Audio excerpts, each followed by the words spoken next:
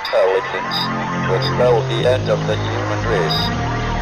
It's a flying object, and we don't know what it is. I would hope somebody is checking it out. With the rockets or whatever, but incredibly fast, opposite direction.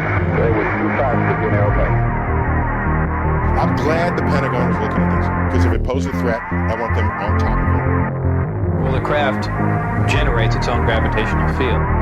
You said there's lights in the sky? The internet has become the command center for criminals and terrorists. 911, what's your emergency? I need help, please help me! Aliens won't let it happen. That's what we're instructed to say. Roswell, Area 51. Alien kept deep under the ground. 1, 0, 1, 1, 1, 0.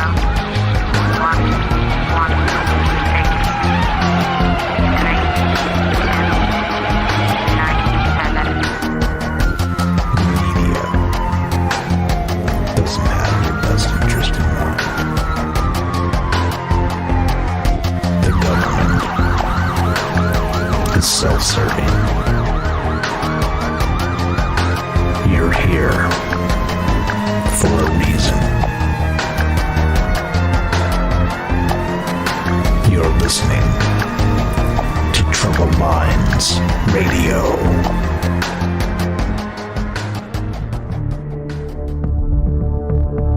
Broadcasting live from a secret bunker just off the extraterrestrial highway.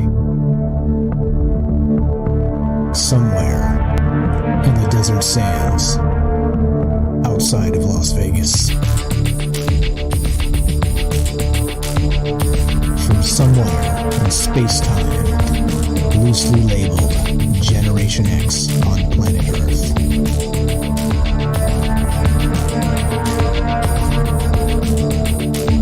And asking questions of you in earnest.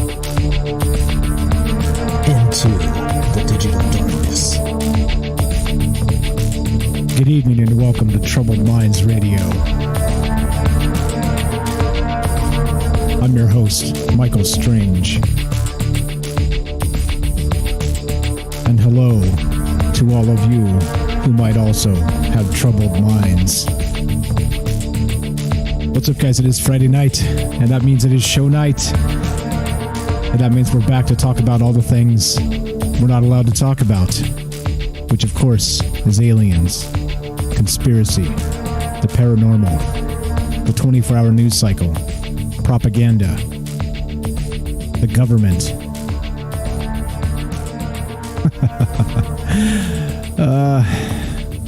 I kind of got a lump in my throat, I got to admit. I'm a little hesitant to do this show tonight. I'm not sure if this is going to be too hot to handle. Not for you, of course, because you're smart people out there listening. I think that's maybe fodder for being misunderstood.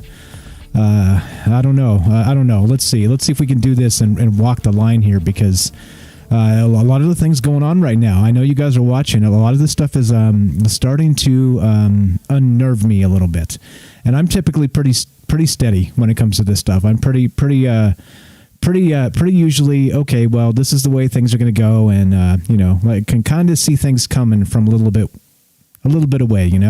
I'm not so sure I have any kind of the foresight in that regard. I think just you pay attention to the news close enough, and I think you can kind of extrapolate what's about to happen before it's going to happen. But I think because of that, it's unnerving me a little bit, because things are troubling, let's say, as they're developing. So we're going to talk about that tonight. But okay, so anyway, just to kind of throw that out there, and I want to say this up front, that I know there's a lot of this insurrection talk going around, and I know there's a lot of the patriotism and these sorts of things being thrown around in general terms. Okay. And I just want to make it very clear that I'm talking about all these things, and I always talk about all these things because I think it's important to be educated about what might be coming down the pipe here. And I think it's important that everybody out there knows that I condone no violence whatsoever. Period. Ever. Okay? And I have to say that up front, and I'll say that a few times as we go.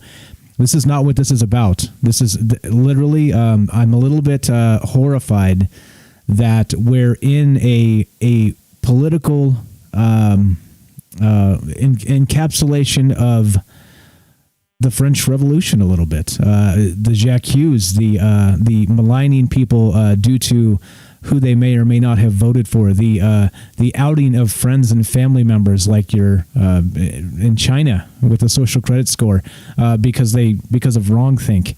I mean, there's a lot here to be terrified about. We are going down some dangerous pathways, and I just think that it's important to note the whole reason for this show forever. And I conspiracy wise, I never expected it to get this close. I never expected it to get to the point where we're sitting on the precipice of something, and I don't know what's coming. And I'm hopeful. I'm hopeful for the future here, but I just want to point out that this is in no way advocating violence in any capacity. I reject all of it. Okay, I just want to make that clear. All right, just as we continue, as we go here, and because I know what our detractors would say about us, and I'm going to say me, because I don't want to include you guys in this, because I know that this is what's happening now. We are now in a world where if you listen to what I say and somebody can twist my words into being something they're not, they can then use them to demonize me and then by proxy you for listening to me. So, okay, so I'm going to say me, all right? I'm going to say me in this because I don't want to, I just don't want that to be an easy leap, even though this is where we're, this is what we're looking at, this is where we're headed. Just to start it out, I just feel weird. I feel weird tonight. I feel weird talking about this. I feel weird thinking about this. And like I said, let's keep our ear to the ground, and let's see what happens. And I just hope that we can make it through this next, whatever portion this happens to be. I don't know how long this is going to be, but this is a crackdown. There's a crackdown on beliefs. There is a crackdown on thought. There is a crackdown on speech. There's going to be a crackdown on the Second Amendment. Like, these things are happening, and we're starting to see them happen in real time if you're paying close enough attention. Of course, the mainstream won't tip their hand just quite yet on those things, because they don't want you to know they're coming until they're here, right? So anyway, like I don't know. Like I said, I feel a little bit hesitant to even be talking about this, but okay. So we're going to do it anyway. I'm going to see if I can get through this and not be what would you say?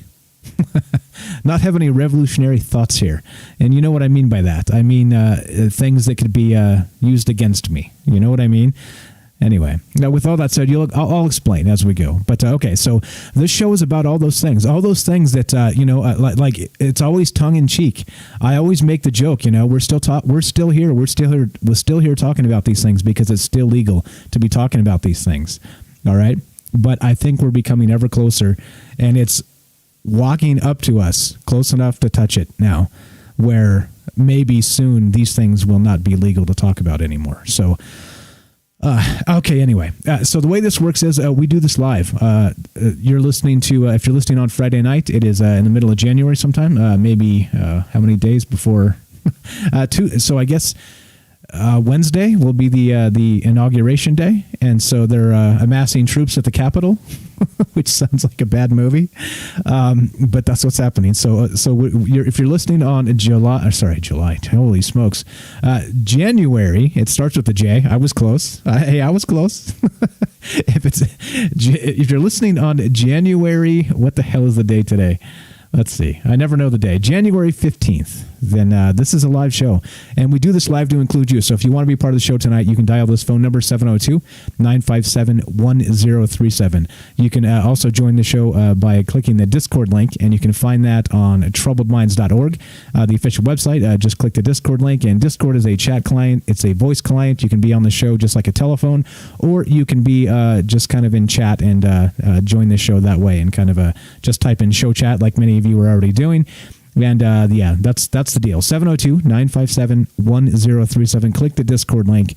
Troubledminds.org is the official website. And yeah, okay. So since we are live, we'll be reading chat as we go that are pertinent to the conversation, of course. And as we do it, but before we do that, I'm sorry, we're going to do some shout outs because we're streaming on Facebook, we're streaming on YouTube, we are streaming on DLive, we are no longer streaming on Twitch. That's been peeled off for the news show, which we have a news show, by the way. If you guys really love this type of content and these conversations and some of the bigger things that the media is kind of hinting at but never really gets at, we get after it a little bit. We talk about those things on the news show, and specifically just kind of like a quick and dirty 1 hour show 5 days a week on Twitch. If you're interested, go check us out over there. It's 4 p.m. Pacific. I know many of you watch. I see some very familiar faces in chat over there, and some great comments on YouTube and in the chat. So anyway, that's Conspiracy News with Michael Strange, who would be me, of course, and that's what's up. That's what's up with the show. Okay, but here's the thing. We're going to do shout-outs tonight. That's how this works. So it's a social stream. So just say hello in the chat, and I will shout you out. If you want to shout out, just type where you're listening from, and we will say hello, and then we'll keep on moving here and start with the conspiracy tonight. Because it is conspiracy tonight. We jump from UFOs to ghosts to aliens to cryptids and the rest of that. So that's what we're going to be doing. And tonight is conspiracy. Tonight is... the topic is going to be, of course, insurrection. The topic is going to be the crackdown on speech and with the associated freedoms. Oh boy! Like I said, I got a little bit of a lump in my throat. It's like I said, it's not. It's more like me to be flippant, more jovial about bad things, but I don't know. It seems so close. It just seems so close to a lot of bad things that could happen here. And I don't know. How do you guys feel about it? That's why we do it live. I want to hear from you. 702-957-1037. I'll tell you what I'm talking about in a little bit. If you have no idea what I'm talking about, we'll get to it. We got plenty of time here. 3 long, full hours with just me and just you. Let's start on Facebook. What's up, Alberto? Alberto, thanks for showing up. You get first on Facebook. Eli gets first on YouTube over there. What's up? Thanks for showing up, guys. John, close second. Hardcore intro. You like that guitar? I like the strong metal type guitar. I agree. I have to agree. Pretty good stuff. Okay, let's see. Let's move this over. Let's get this situated. Okay, William gets a close third. What's up, William in Singapore? All the way over in Singapore. Thanks for listening. Steve, pleased to meet me. Welcome to Planet Madar FKR. I'm pretty sure that means something else. Thanks for being here, Steve. Elizabeth from good evening.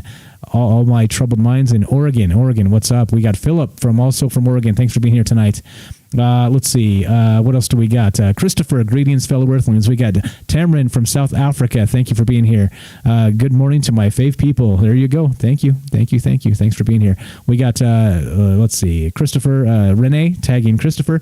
Thanks for tagging each other. Thanks for sharing the show, guys. Please do that. Spread the word. Let people know that there's an alternative. They don't have to turn on CNN and the rest of this stuff. We'll talk about current events and let you call in. Also, like I said, transparency is always an important part of this show, and that's why we do it live. That's why we'll always do it live. You should be able to call in and agree or disagree or just have a good conversation. And whether we agree or not, I want you to understand this. Now, we'll get to the bottom of this in a sec. Why I always say this, right? I always allude to the mainstream media trying to divide us. All right, I've got proof. I've got proof tonight. I've got piping hot proof from the last 24 hours, and I will play audio for you and explain what's going on, okay? And I have proof of that. So it's no longer a conspiracy if they're saying it outright, all right? Okay. All right, so what's up, Sean? Hell yeah, Trouble Minds Radio coming at you 2021 style. The truth is out there, yes. What's up, Michael? Thanks for being here tonight. We got, let's see, Philip checking in from the highly expensive Southern Oregon. What's up, buddy? Mike, let's go already. What's up, buddy? Hey, let's go already. Hey, tell you what, why don't you call Mike and then we'll go already? When you call, we'll start. How about that? 702-957-1037. Let's go. Renee, thanks for being here. William, hello. Jimmy, hello from San Antonio, Texas. We got Robert says, it is difficult to get a man to understand something when his salary depends upon his not understanding it, said Upton Sinclair. Yes, There's a there's an old school quote right there. Taylor from Texas, how you doing? Thanks for being here. We got Sean. We got let's see who else. We got Tamron says violence is stupid. Yep. Chill pill, Mike. Maybe I need a chill pill. What's up, Brian? Thanks for being here tonight. Christopher, I just turned you guys on YouTube on my PS4 so I can watch the show on my TV for the first time. Fantastic. Thanks for being here. Let's see. What else do we got? We've got listening from Lubbock, Texas, says Tyler. What's up, Joe? Hey, how you doing? Who is John Galt? Says John. That's a good question. What's up, James? See you there. Thanks for showing up, James from the East Coast. Ronald, hello from Copperhead Hill, Tennessee. Hello, Jess. Hello from MS. Is that Mississippi? Mississippi, I guess. MS. I don't really know. Let's see. What else do we got? We have Brian. Oh, like the Great Reset. Yeah, kind of like that. Rick from Australia. What's up, George? From Georgia, listening from Washington on time this Friday. Fantastic. Let's go over to YouTube. Eddie from Las Vegas. Thanks for showing up. A close friend of the show. Super Vike, this thumbs down captain. What's up, buddy? Thanks for being here tonight. Game Vet 02, our favorite truck driver out there on the road. Be safe, my friend. Thanks for listening. On the road again. Thank God it's Friday. TGIF. Yes, sir. What else do we got? We got who else? I think that sums it up on YouTube. We get Fashionably Late. Yes. Just from Mississippi. All right. There we go. If I missed anybody, just do your thing. Type in the chat where you're listening from, and we will shout you out as we go. Plenty of time here. And we'll get to it. We'll get to it in just a sec. After we take this phone call, check this out. We've got a phone call coming in, and so we'll just do this right away. You're on Troubled Minds with Mike. What's your first name? Where are you calling from? Robert. Robert. How you doing? Good evening. Robert Aaron. How are you? How are you this evening, Robert? Well, I watch this. I listen to your show every night, especially on Fridays. And I don't call because I'm kind of shy about calling people. But I'm listening to you talking, and you sound scared, and reasonably so. All right. What really got to me is you basically I feel like you're holding back on saying things that you feel are truthful because you're afraid of being deplatformed. All right, that YouTube could take away what you built up here, and I just want to offer you a pathway to some solution to that. I'm listening, my friend. Okay, I would like to put a link in the chat, and I've put this in the chat before without the link, but there are huge people on Facebook like Jimmy Dore, other people that have seen this coming for a long time, and they've maintained their platforms on YouTube, but they've also expanded out to a place called Rockfin. All right? Rockfin, okay. That's the founder of Rockfin is Martin Floriani. All right, he's some sports guy from before. But the thing about it is that this link that I want to send you is there's an interview. It's an interview with Martin, where it explains the whole Rockfin thing. All right, I think this would be perfect for you because, for one thing, it's quick to build an audience up there. People subscribe at $10 a month to get all content, and there's a lot of free content there. But it's the way they pay that people make a living off of it. All right, there's actually, there's actually even a tip thing on each one of these. All right, I subscribe, so I can get all content whether it's free or premium, but I tip a lot, and a lot of people tip a lot. All right, because it's so easy. You just click that thing and you tell them, you go and you say, I want to give $5 because I like what he's saying right here. All right, but on beyond that, you're also getting a cut of the deal. I don't really know how to explain this well, and I don't want to stay on the phone, but I'd like to put that link. Okay, please do. Chat. For you to listen to the founder. Are you Quint? Okay. Are you Quint on Twitch, by the way? I'm sorry, I can't hear you. That's okay. All right. That's all right. I know who you are. All right. So, okay, this is the thing. Yes, thank you. I will look into it. I have not looked into it. And let me answer you real fast. So, you said that I sound scared, and it's not. I'm concerned. Okay, and it has nothing to do with losing a platform. I promise you that. Like if I am taken off the internet tomorrow, and that's the end of it, and that's fine, right? There are larger implications here than that, and that's what I'm worried about. So I just don't want to give anybody the wrong idea, and I want to be careful about what I say. That's all. You see what I mean? I understand what you're saying. So me personally, I'm not afraid of being stripped off the internet. It's not, that's nothing to me. Okay. But just FYI. Maybe I'm an empath, and I read more into it than that. But also, you have a responsibility to your audience. All right, your audience is starting to grow, right? And they don't want to lose you. All right. Correct. And I'm just saying that you can stay on YouTube or whatever platforms you're on, and still do Rockfin. And I think you should try it. Okay, I definitely will. To the founder. Can I put the link there for you to go? Nico is interviewing the founder of Rockfin, and it'll tell you everything you need to know, and then you can finally make up your mind whether or not this would be something that you should explore. Okay. Because these people are making 10 times what they made off of YouTube. Their audience has grown, this really tremendously. All right, and it also allows us, your audience, to feel better that if something does happen, all right, let's say YouTube took you off the air, we could still find you somewhere else, right up there. Okay, I appreciate that. And it's so easy.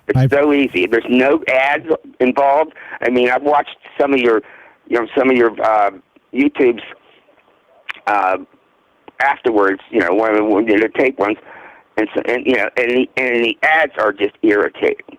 I mean, they stop at the wrong time or whatever. There's no ads up there. Okay.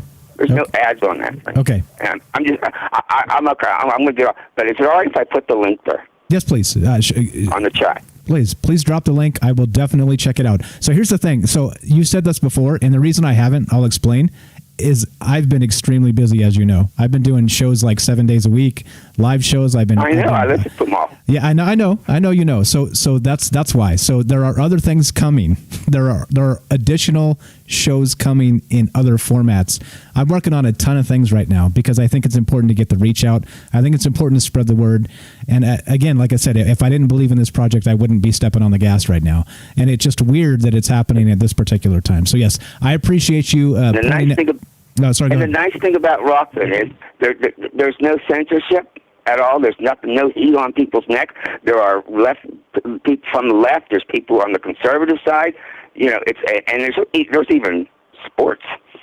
All right, it's just it's like a big old cable channel with everything in it.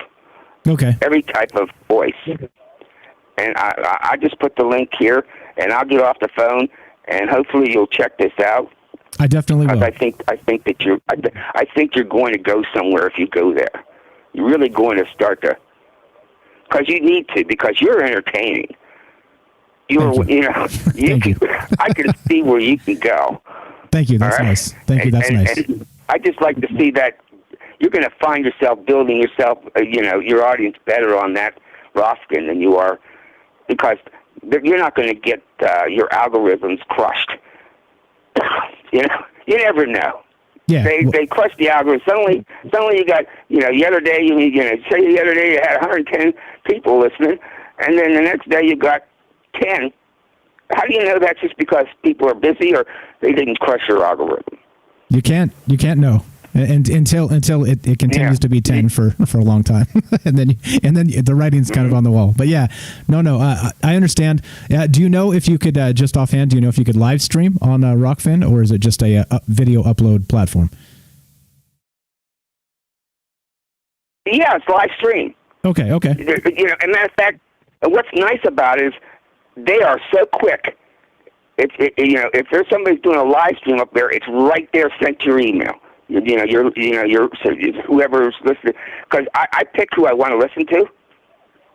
Excuse me. I pick who I want to listen to, and as soon as one of those goes to a live, it goes right to my email, and I don't have to wait around. I don't have to find myself checking it out and tuning in the middle of it. Right. They're really, really good, and they're really good to their broadcasters. Okay. That guy is really, really good to them. And you'll find it out when you listen to this interview with him. Okay, fantastic. I think that you'll do it. Okay, I definitely will look into it. I thank you for listening. I thank you for the enthusiasm. I know I see you over there on Twitch as well every day, and thank you for looking out for me and pointing me out to Rockfin. Clearly, I had a blind spot, and I will check it out for sure. I'm Quint 67. Okay, that's what I thought. That's what I was going to ask you. I'm pretty sure I knew that was you. It was weird. There was no actual connection, but somehow I knew from your chat. I knew it was you. Quint 67. All right. I appreciate it, my man. Thank you for the call tonight. Thank you. You as well. Thank you for the call. There you go. As simple as that, guys. That's Robert. He's in the chat all the time. He's over there on. He's listening to every show. He's as steady and consistent as Eli. What's up, Eli? First, Eli needs a T-shirt that says first. But okay, Robert is over there listening to every show on Twitch, every show here. Thoughtful chat and a lot of good stuff, right? Never heard of Rockfin. I will check it out. Thank you for the tip. And this is the thing. Now, again, let me clarify. So as we get into this, I'll play a clip, and so you guys can understand what I'm getting at here, and understand that I'm not. Again, if I'm taken offline, that's literally the last thing I'm concerned about. I mean, because we'll be able to have. I have plans. There are backup plans here. So and then there we go. We now have another Rockfin, which I was not aware of. So there are backup plans for this if we're taken offline. So I'm not worried about that one iota. I don't care. Okay, if we're banned right now in the middle of the stream tonight, no problem. We'll be back up within the weeks in some other way. So that's not what I'm worried about. I'm worried about how the rhetoric and the government is posturing in this country. So I was watching Don Lemon last night. I know it's encouraged that I don't. It's probably something I should not do. But he's one of the propagandists that's this kind of pushing. What would you say? Particular narratives. And like I said, I always point out the fact that we have to find ourselves in a couple ways. Distancing ourselves from maligning people by classification, right? Like it's by the color of your skin, by your sexual orientation, by your age, by your sex, by your this, by your that, by your socioeconomics, by whatever it is. This division politics, all right? Now, what I always say, and you guys know if you've been around listening for a while, we've been doing this for a while. We're not rookies anymore. We've been doing this for a while. We've been paying attention to the news. We've been talking about all kinds of things. Now, what I always say, and this is important, is that just because one person from a particular group of people does something does not make that particular group of people bad. You understand? The news is reverse. They're like, well, this guy did something bad. Let's find out what this individual did and find out what group we can associate them with so we can politicize the shit out of this and malign millions of people. You don't believe me? Let's listen to Don Lemon. Here we go. I'm going to play this a couple times as we go because this is kind of the theme of tonight's show. And again, thank you for the call. If you guys want to be part of the show tonight, 702-957-1037. Click the Discord link and you can be on the show. Simple as that. But let's listen. This is what kind of got me to go, oh, gotcha. Loud and clear. This was Don Lemon last night talking to Chris Cuomo as their show kind of it overlaps from one into the other, okay? Now, they were kind of like, one guy's show ends, the other guy's is beginning, so they have like a minute or two where they talk to each other, and then they hand the show off, right? So this is what was playing last night as this was going down. A couple clips here so you understand what I'm talking about. And I do sound a little bit scared, I agree, but I'm worried for the country. I'm worried for where we're headed. And I think we have a really spicy week to get through because to me, it doesn't matter what side kicks the bus over the cliff. I don't care if it's from the left or from the right. I don't care. The bus is still over the cliff. You understand? That's what I'm most worried about here. I'm worried that we cross some lines and we can never go back at some point. And so I'm crossing my fingers. I'm praying. I'm hoping that nothing ugly happens in the next week. You guys know what I'm talking about. Again, and why I have to say straight up, first off, I denounce violence in all forms. Let's hear what Don Lemon has to say.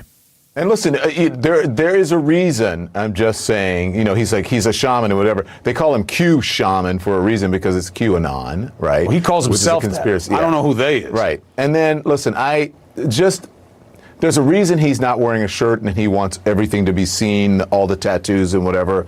So I would just encourage people to go and do their research on what all of that reportedly means, what he was wearing. And then you'll get a whole idea, not just someone who's going there peacefully saying, "Om." Yeah, no. The guy is a complete provocateur. There's no question about it. Yeah. And he was walking around with a big spear. Yeah. Again, I don't think the guy has much chance of escaping any culpability. Yeah. There's absolutely no color of authority that was invested in those people to allow him into the building. He may have thought there was. Yeah. Fine. But that doesn't mean there was. Yeah. And I think that it is very telling of what is to come in this country. And can you imagine if the president pardons him? That's going to be a whole nother thing. I hesitate to even put that out there. But you know what I know and believe this was all about. I told you last night, and I truly believe that 100%. That's what this was about. I do, but I will tell you this: there are a lot of people who voted for Trump who don't agree with you. That's fine. They are allowed to their own opinion. It doesn't mean that they're right, but they're allowed to their own opinion. And I believe what I said last night. Absolutely you do. But I'm saying they look at this mob, they say, that's not me. Okay. So now here we go. We have the knucklehead brothers themselves. We have Don Lemon and Chris Cuomo, and they're handing off the show one to the other. And Cuomo doesn't get the memo, right? He goes off the rails a lot of times, and it's funny to watch. So he's kind of instigating Don Lemon here. And he's kind of saying, the truth that, hey, just because this guy with the buffalo head and Don Lemon kind of basically suggests that he's got a bunch of tattoos that suggest white supremacy. We're going to look at that in just a sec. I have this article. I just linked it. But okay, so you see, right, where they're getting at. They're talking about this guy. And again, look, I don't care about this dude. He's an individual. He's in trouble with the law. He's in jail right now. Fine, right? There are consequences for your actions as an individual. However, now, did you hear what Don Lemon was trying to say at the end there? Well, let him clarify if it didn't make any sense to you that he was kind of trying to say, well, if you voted for them, then you're basically this guy. You're basically this dude. You got the buffalo head and the KKK tattoos on you. You are this guy. That's what Don Lemon's saying. Here we go. Listen to part 2. I'm nothing like those people. I would never have done that. They're all wrong. Those people voted the way you voted and for who you voted for. I'm just saying. Right, but just because you vote for the same people doesn't mean that you believe the same things. Puts you in the same crowd. Yes, it does. It puts you in the same group of people who voted for him, but you may not have the same reasons. You may not have the same understanding. You vote for people who have common interests. If someone has a common interest, people who vote like you have a common interest is you. That's just how it is. You don't vote you don't vote for the most liberal person in the world because you're a conservative. You vote for someone who shares your common interest. That's how voting works. Right, That's how but political it doesn't parties mean work. It doesn't That's mean how that you believe affiliation work. But it doesn't mean that a voter believes that their vote means what you think it means. Well, but it also means that you share something with that person, and you must own up to it. And we have to stop giving people an out for people who represent the worst behavior. Stop trying to make an excuse for people who voted for someone who has those beliefs. That you may think that you don't believe that, but in a way, what you're doing, you're complicit with it because you are voting for the same type of person. All right. Now, I always say it, right? I'm always like, these guys are heavily implying that this is the case. They're making these sweeping accusations about large groups of people based on what individuals do, right? Or small groups of people do, all right? Now this is not me trying to interpret what they said. They said it. Don Lemon straight up. Did he not just say that? Well, no. At some point, you're the same as the people that did all these terrible things because you voted for the same thing in the box and then clicked the check box. So that means you're the same thing and the same guy and the same. Don Lemon, and this is what I'm talking about. All right, I know this has been happening because we've been talking about this, but now. Not only do we have Don Lemon and Chris Cuomo talking about this, and Cuomo being obtuse, CNN obtuse, which is hilarious, but Don Lemon is sticking to his guns and trying to say, no, at some point, all of these people are responsible because they checked an X on this part of a piece of paper and cast their vote for the devil. You see what's going on here? You see what's going on here. All right. So now, as he stated in the beginning there, take a look at this guy's tattoos and see what they mean. All right. Now, this is from theconversation.com. Okay. Now again, right. This is just kind of looking at this stuff. We got some dog whistle action here, or whatever the hell they're going to call it. Let's just look. He said, look into what these things mean and look at the tattoos he has. All right. So this is an article about it. They're talking about this. All right. If you want to look at it, there's this, the Yggdrasil, YGG, DRASIL, or Tree of Life from Norse mythology. So here we go. The symbol's original meaning is unclear, but it appears in close proximity to the father of the gods, Odin, on the stones. As Odin is closely connected with the gathering of fallen warriors into Valhalla, the Valknut may be a symbol of death in battle. All right, so there's one of his tattoos. All right, fair enough. Next one is this one here on the left.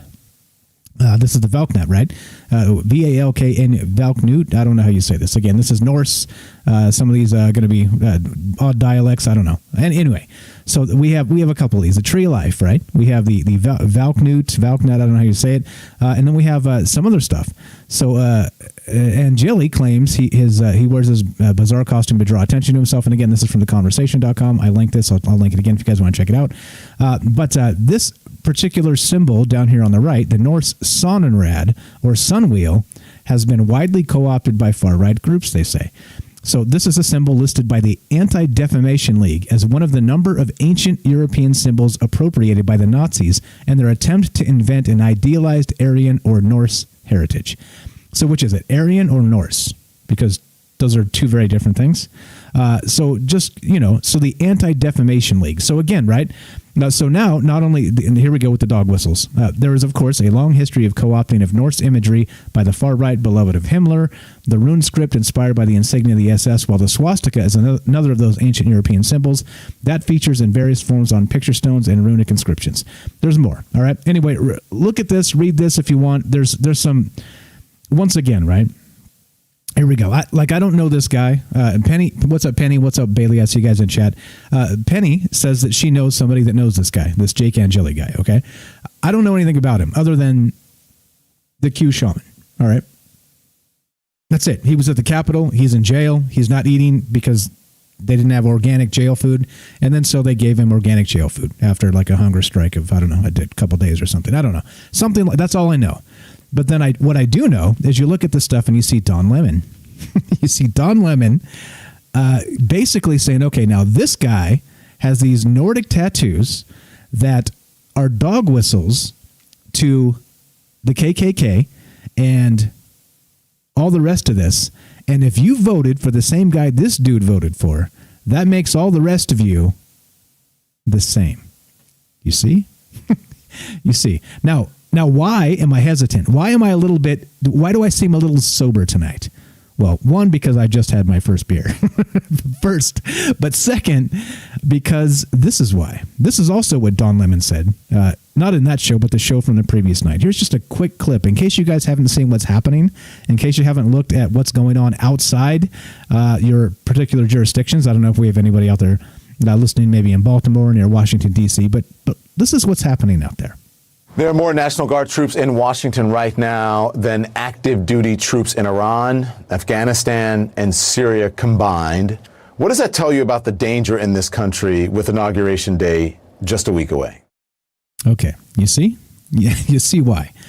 Did you catch that? It's a short one. We're going to lean on this as we go. Listen to what he just said. There are more National Guard troops in Washington right now than active duty troops in Iran, Afghanistan, and Syria combined. What does that tell you about the danger in this country with Inauguration Day just a week away? All right. So clearly, this is like a powder keg type of situation. I mean, I don't like, okay, personally, let's be real and let's think about this in a realistic framing. All right. Not these propagandist assholes and their framing. Think about it from this perspective. And this hardens me at least a little bit, though I don't like troops like this. Just why are there no National Guard troops in Oregon, Portland, for instance, right? Because they said it's a Nazi-like crackdown, right? When you do this, but it's okay to do it in Washington, right? It depends on who's sending. It always depends on who's sending the troops, right? So we have more troops in Washington D.C. right now. I think they've upped it to 25,000. Is that the number? If you saw some of these photographs, these troops are sleeping on the ground, like they're there's a fence around the Capitol, and they're like have their little cots. But by that I mean a bedroll that they throw on the ground, and they're sleeping on the concrete just inside to keep the Capitol from being stormed again. Right? You understand what's going on here? So that's what I mean. So, like I said, I don't care who kicks the bus over. It's equally bad to me. It's still a bus over the edge of the cliff. And that analogy is talking about our country. And that analogy is talking about the freedoms that, like I've always talked about. They're slipping. This stuff is slipping. And so anyway, let's go back to the chat. Just to set it up, that's what got me going here. Again, listening to what some of these propagandist jerks are saying, it starts to become clear, and then you see troop movements kind of matching, and you see this stuff, and it's terrifying to me at what's going to happen. But like I said, here's the heartening. Frame it from like a sane person's perspective, is that because there's so many troops, it's such a show of force that there's nothing going to happen, because you'd have to be stupid to try and make something happen. Okay, so that's that's my hopefully sane person take here. There's nothing going to happen, all right? But it does evoke images of like I don't know, like what, Star Wars with the troops and lining up and I mean, or I don't want to bring up those guys from Germany in the 1930s and 40s, but you know what I mean, right? Like there's a little something here. Okay, let me go get this link from Robert. Let's see. Where is this link? Rockfin. All right, got it. All right. I'm grabbing this Rockfin link. I'm gonna put this. I'm gonna check this out, and I'm gonna go. If we can stream on that, we'll stream on that. All right, I've got the link. And hold on, is this an interview? Is this gonna autoplay? Okay, I think we're all right. Okay, thank you for the link. I have it up. I will take a look at this after. What's up? We got Eric from Pittsburgh. Thanks for showing up. Brian says, was Mike deplatformed someplace? Yeah, YouTube. Well, no. Copyright strike on YouTube, so we're on a backup channel on YouTube. Let's see. Brian says, everyone should be scared. We are headed the way of the... I'm not going to say that. We're not going to talk about those guys, all right? We're not... Because everybody throws around the N-word, all right? Everybody throws around the N-A-Z word, right? Okay, you can't say just N-word because, people get freaked out. That's not what I'm talking about. The N-A-Z word, that word, okay? But we're not going to call people that. Like, again, I raged the other day on the news show. For those of you that were watching about that Arnold Schwarzenegger thing, I talked about it briefly on this show last time. I raged for like 15 minutes on the news show because we need to stop calling people Nazis, guys. We just need to. Like, this is not this is not healthy. And again, you get Don Lemon, right? Again, he's just a jerk. He's just a propagandist jerk. Let's see. What's up? Reading the chat. Let's see. Good stuff, guys. Keep the chat coming. Again, if you want to be part of the show, there's the phone number. Thanks again, Robert, for the call, getting us started. Thanks for the link to Rockfin. 702-957-1037. Click the Discord link, and you can find both of the phone number and the Discord link at troubledminds.org, and that's the official website. Okay, so let's see. Brian says, Mike, CNN had an employee with a BLM member in there, too. Does that mean Trump voters stand for them, too? Of course not. Of course not. No. That's my point.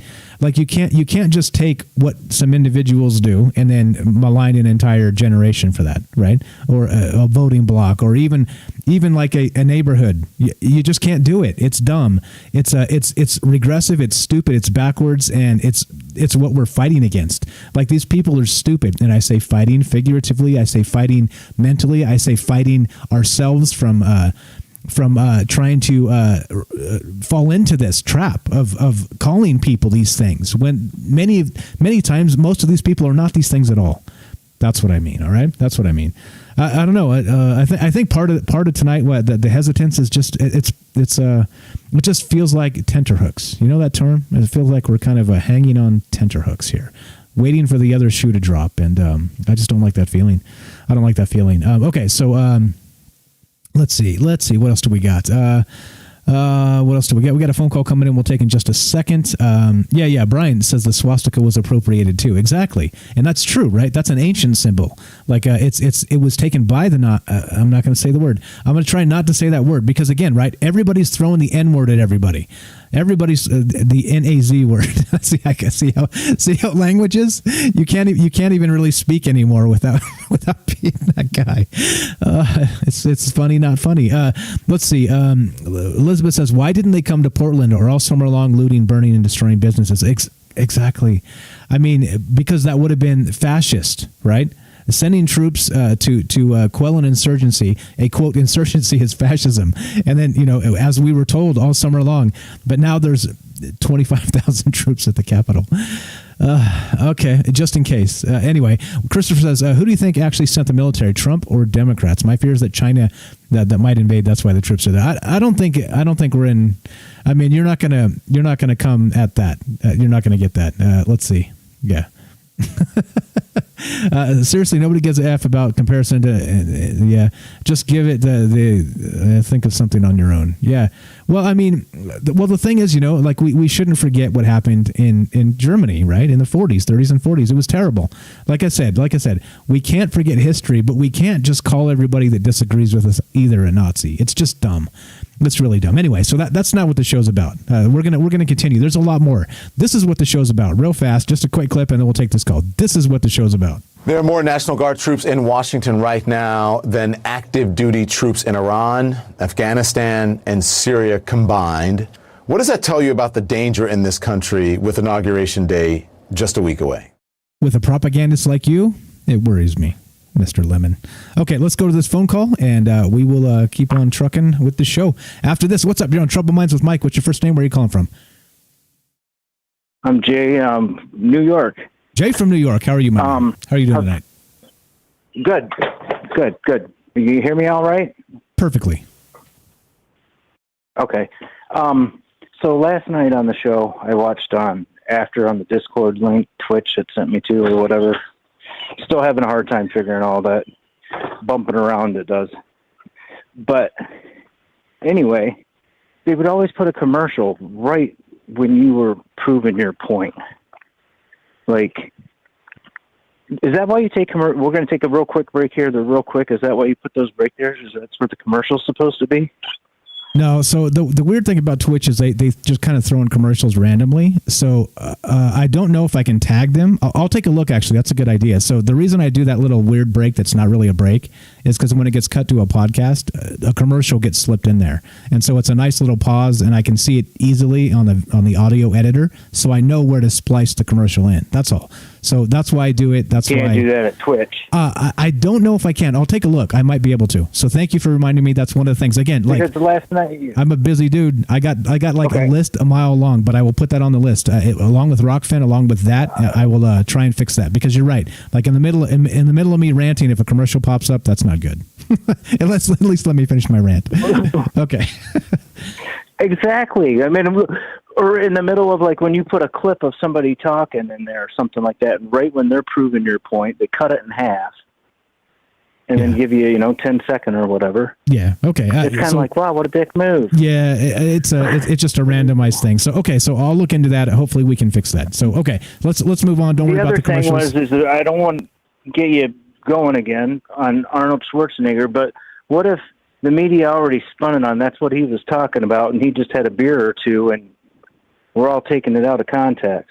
No, there's a whole no. There's a whole 7-minute thing. It's got music in the background.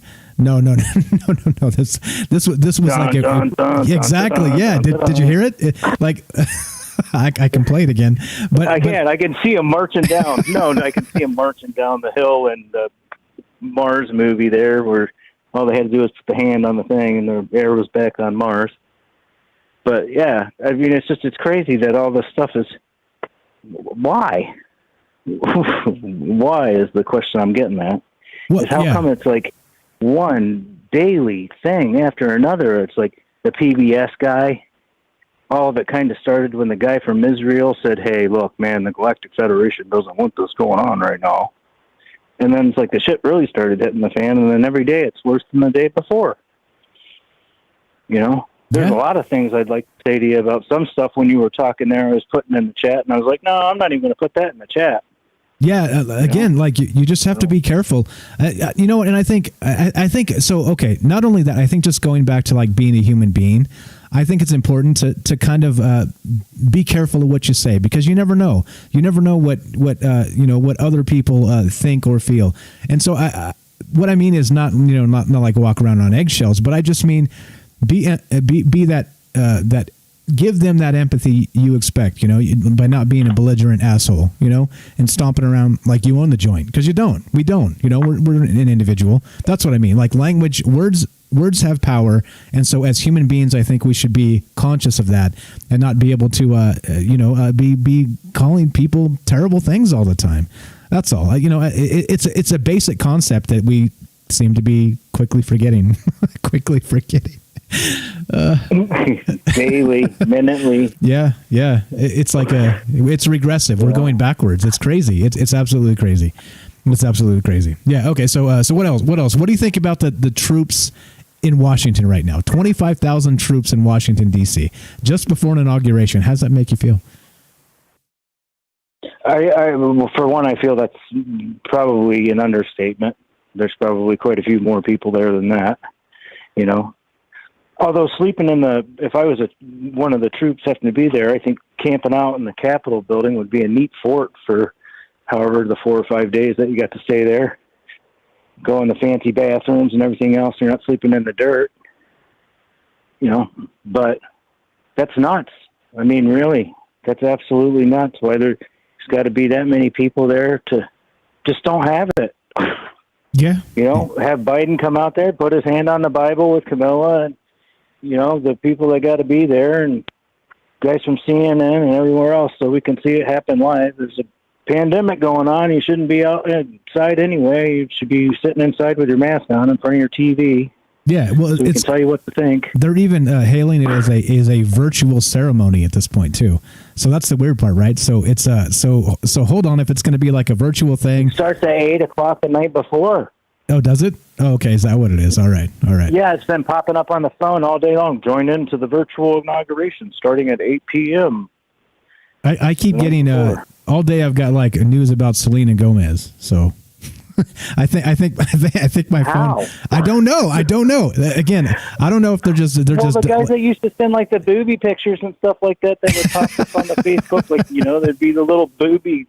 No. Remember the rules. No, blah blah blah. No. And then there'd be like girls in bikinis and. Yeah. Well, what I mean is like every day I get like a weird, a different like I've been getting news about that Screech guy. I've never watched that old show. What was that? Saved by the Bell or something? I don't even know. I don't even know. Yeah, but I'm my getting ex-wife's watched that show. Yeah. Jesus. So my news dumps on the phone today have been Selena Gomez, which I don't even barely know who she is. I couldn't name you a single song she ever sang. And then the guy from Saved by the Bell, Screech, has cancer. Right? I'm like, wait, what? Like, what is going on here? I think my phone hasn't figured me out.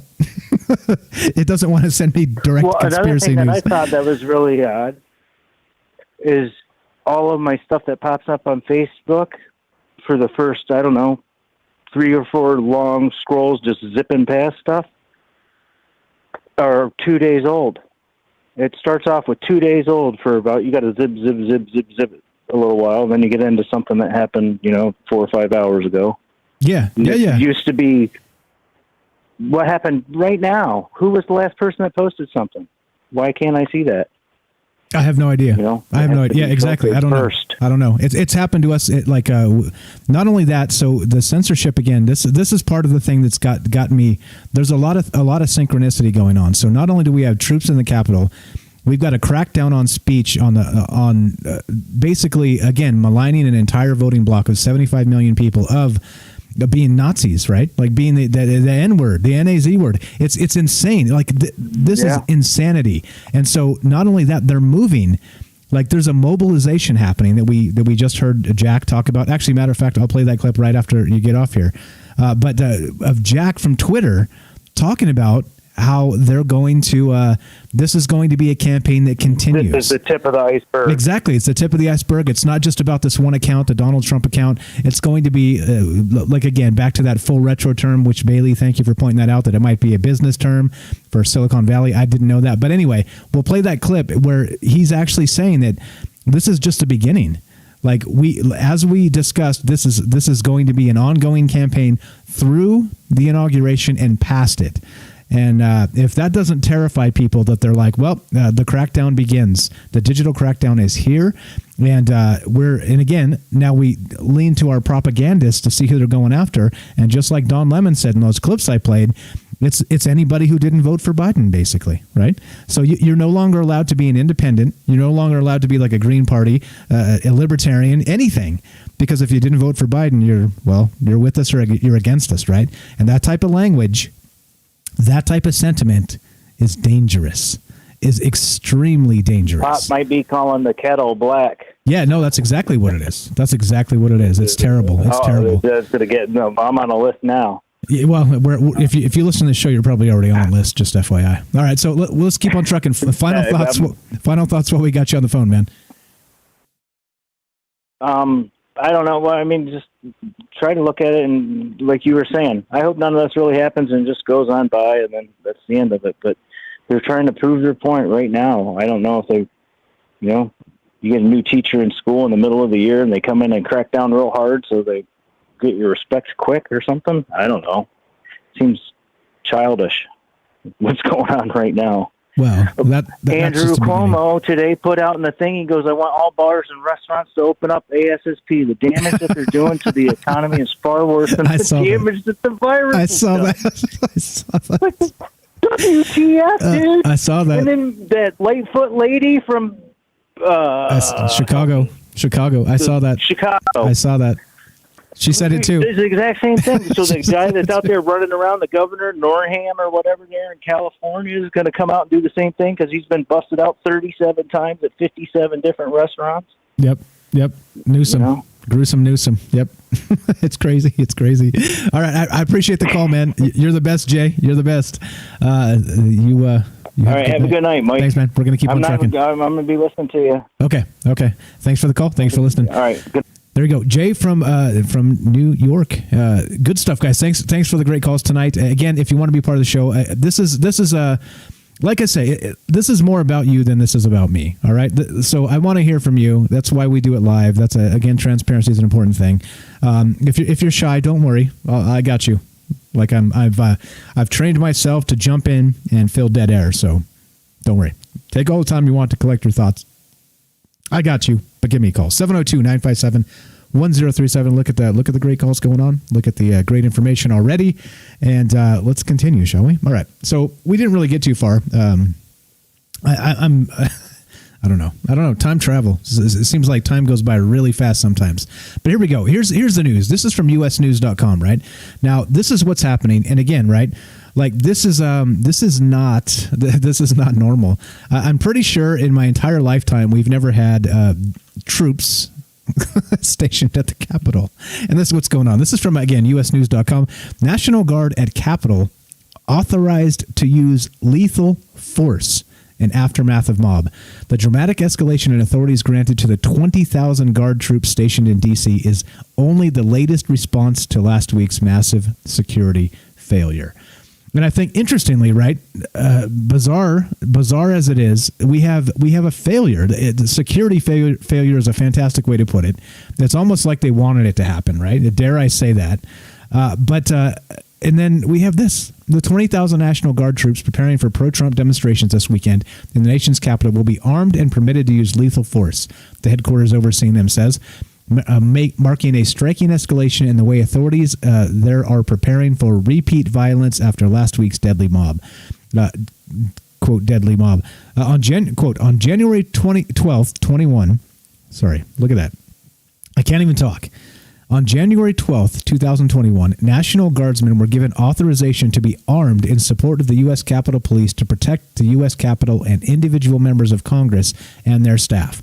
According to a statement from the D.C. National Guard, which is commanding guard forces in the city, including units deployed from 6 other states to provide security for President-elect Joe Biden's inauguration next week.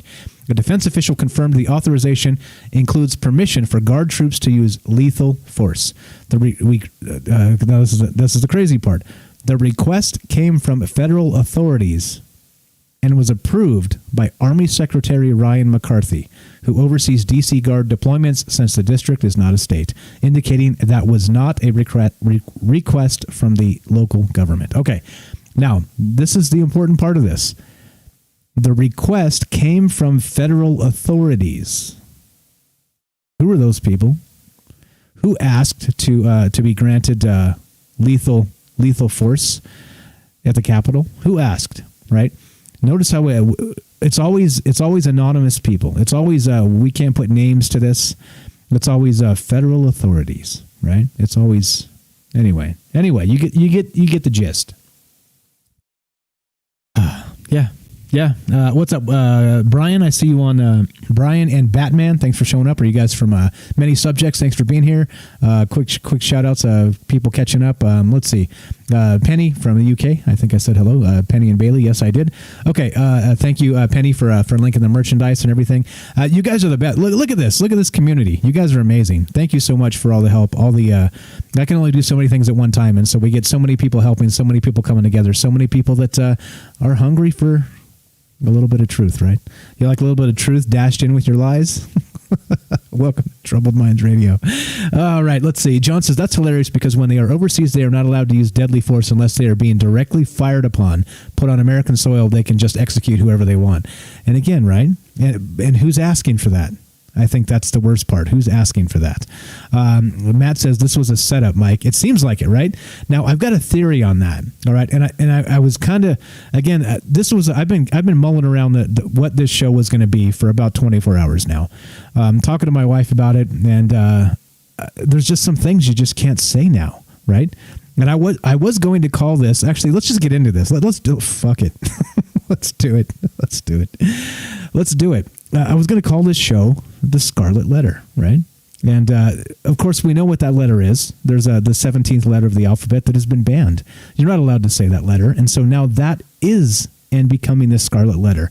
If you don't know what the Scarlet Letter is, we'll get into that in just a sec. But it's very much a way that we're currently putting people on lists, aren't we? We're currently... From the highest levels of government that work with the technocrats, right? Who would be, of course, Zuckerberg and Jack from Twitter and all these guys, the Pichai guy from Google, right? The Google guys have basically moved off, and this other guy's running it now. But I mean, like these individuals, you think that these lists are already in place, and this is the terrifying part. We always talk about the surveillance state, and we talk about how social media knows more about us than we know about ourselves. Okay, so with that said, these lists are in place, guys. Like there's no ambiguous anything about any of this. They already know who they're going to go after. Okay, now it's only a matter of parsing that information and trying to figure out how much you can get away with and how many people you can go after, right? And so this is what I'm saying. It's important. It's important. I see you, Benjamin. What's up, Benjamin from Virginia? Thanks for showing up. I saw your comment about WikiLeaks. We'll get to that at some point too. There's just a lot going on, man. So much that we had to peel off an entire other show because we just couldn't do it in one show anymore. and again, there might be a third show coming. So if you guys can't get enough of me, I'm doing my best to make you sick and tired of Michael Strange. But okay. So anyway, if you guys want to be part of the show, 702-957-1037. Click the Discord link, troubledminds.org. But okay, now one more time. Going to just play this. I got some other clips. We'll get to some other stuff. But I just want to. I cannot stress enough what's happening right now. Just back to this real fast. There are more National Guard troops in Washington right now than active duty troops in Iran, Afghanistan, and Syria combined. What does that tell you about the danger in this country with Inauguration Day just a week away? Okay, that's what we're talking about tonight. And unprecedented? I think that's probably safe to say. This isn't the Civil War, even though they're trying to make it seem that way. anyway, let's go. So let's go back. Let's go back to the 17th letter. Let's go back to the scarlet letter, the one that allows you to be marked. And once you were marked, you are one of them. You become an unperson, which we'll talk about as well. So we have, this is from Britannica.com. Now, the Scarlet Letter, if you guys don't know, was a novel written by Nathaniel Hawthorne, published in 1850.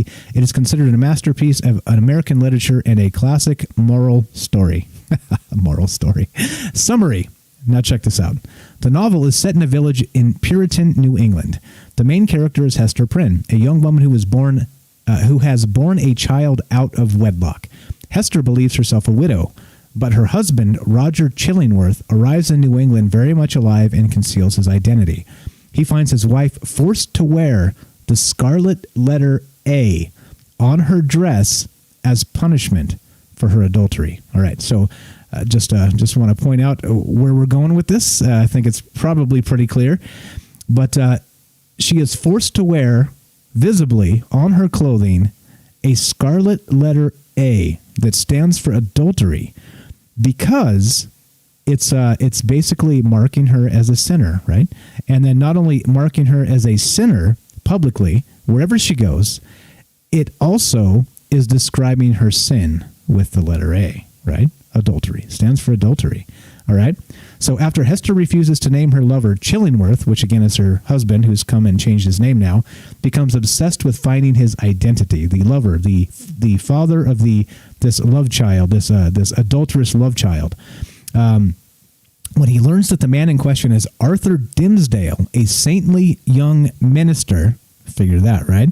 Is anybody shocked? Nope, not me. But anyway, this young minister who is the leader of those exhorting her to name the child's father. So now this Dimmesdale character is the father of the child, is basically running up the mob to try and find the father. But he's the father. You see what's going on here? Anyway, the rest of this is less important than the actual moral of this story. And so again, let's go to this. Let me link this again. Sorry about the links. I'm not being good with the links because I'm rattled here. I'm a little bit rattled. I'm a little bit off my game, but it's okay. You get a couple beers in you and you go, fuck it. So here we go. Let's keep on rolling. All right. Let's see. Got some good chat. I'll read the chat in a sec. Okay. Now. Okay. So now we're talking about wearing a scarlet letter emblazoned on your clothing in public to describe your sins. All right. Now, do you think the scarlet letter A is the first letter of the alphabet? Clearly. But there's another letter that's the 17th. Now, let me ask you this. That particular letter, which we are not allowed to say because we could be taken off the internet, do you think, according to what Don Lemon said in the opening remarks that we played when we first started the show, do you think that he believes everybody in a particular voting block deserves to be emblazoned with the 17th letter of the alphabet? Oh, I don't know. Maybe it's a tattoo on their forehead so that forever they can be admonished for their sins. Forever, everybody will know they are unsavory. Everybody will know of the sin they committed. What do you think? What do you think about that? That's what I was going to call this show. I was like, yeah, I don't know. I was caught in between. Like, should I go there? Oh, well, we're here. Okay, so anyway, so the major theme, here we go. This is from Wikipedia. This is Scarlet Letter, again, by Nathaniel Hawthorne. This is old school. This is old school literature, okay? Now, the major theme of the Scarlet Letter is shaming and social stigmatizing. Both Hester's public humiliation and Dimmesdale's private shame and fear of exposure. Huh. Interesting. Any of this sound familiar to you? Yep. This sounds familiar to me. That's why we're talking about it. And I think there's some parallels here. Novel from 1850, Nathaniel Hawthorne, one of the classics. It's bizarre how some of this stuff just parallels, isn't it? Doesn't it? Wasn't it? I can't even think. My brain doesn't work. All right. Anyway, all right. So you get the point. You get what I'm saying. We'll play some more clips, talk about some more things, and lead up to some other, hopefully not so terrifying, or maybe more terrifying, who knows. But if you want to be a part of the show, we do this live to include you. Please call this phone number, 702-957-1037. That's a Las Vegas area code. You want to join the Discord, you can do that at troubledminds.org. You can also find the phone number there. And, get on the show. I want to know what you think. Does these troops at the Capitol, does Don Lemon, the propagandist, kind of maligning the 75 million people the unsavories who voted for the verboten candidate, what would you call him? The 75 million people who voted for Emmanuel Goldstein. Does everybody remember Emmanuel Goldstein from 1984? He's the boogeyman, basically. Actually, let's go to Emmanuel Goldstein. Yeah, let's do it. Oops, that's the wrong one. Where's it at? I got a YouTube clip here. There it is. Let's go to Emmanuel Goldstein. Now, just as a quick explaining what this is. Now, in 1984, the dystopian novel by George Orwell, there's a one INGSOC, the one party, English socialism, right? INGSOC, INGSOC, all right? And they have a particular enemy that they hate. All right. And so it's unclear even in the novel if this particular enemy is even alive anymore. You don't even know because nobody's ever seen him. But what everybody does know is they're supposed to hate him. So check this out. This is 2 minutes of hate from 1984, and they are raging against an individual named, what's his name? I can't remember. Here you go. Play action.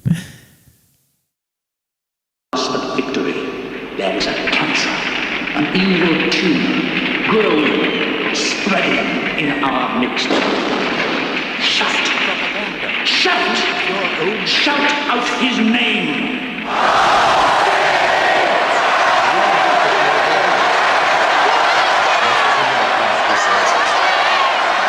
Nothing the party does is good.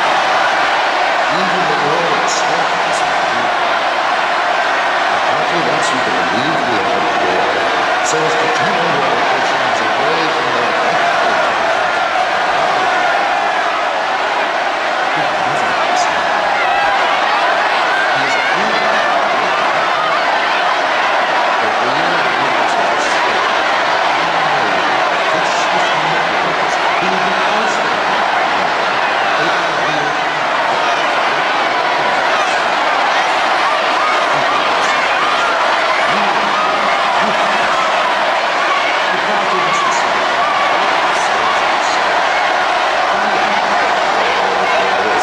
Let me cut in here. Now, that individual on the screen, that is Emmanuel Goldstein. All right.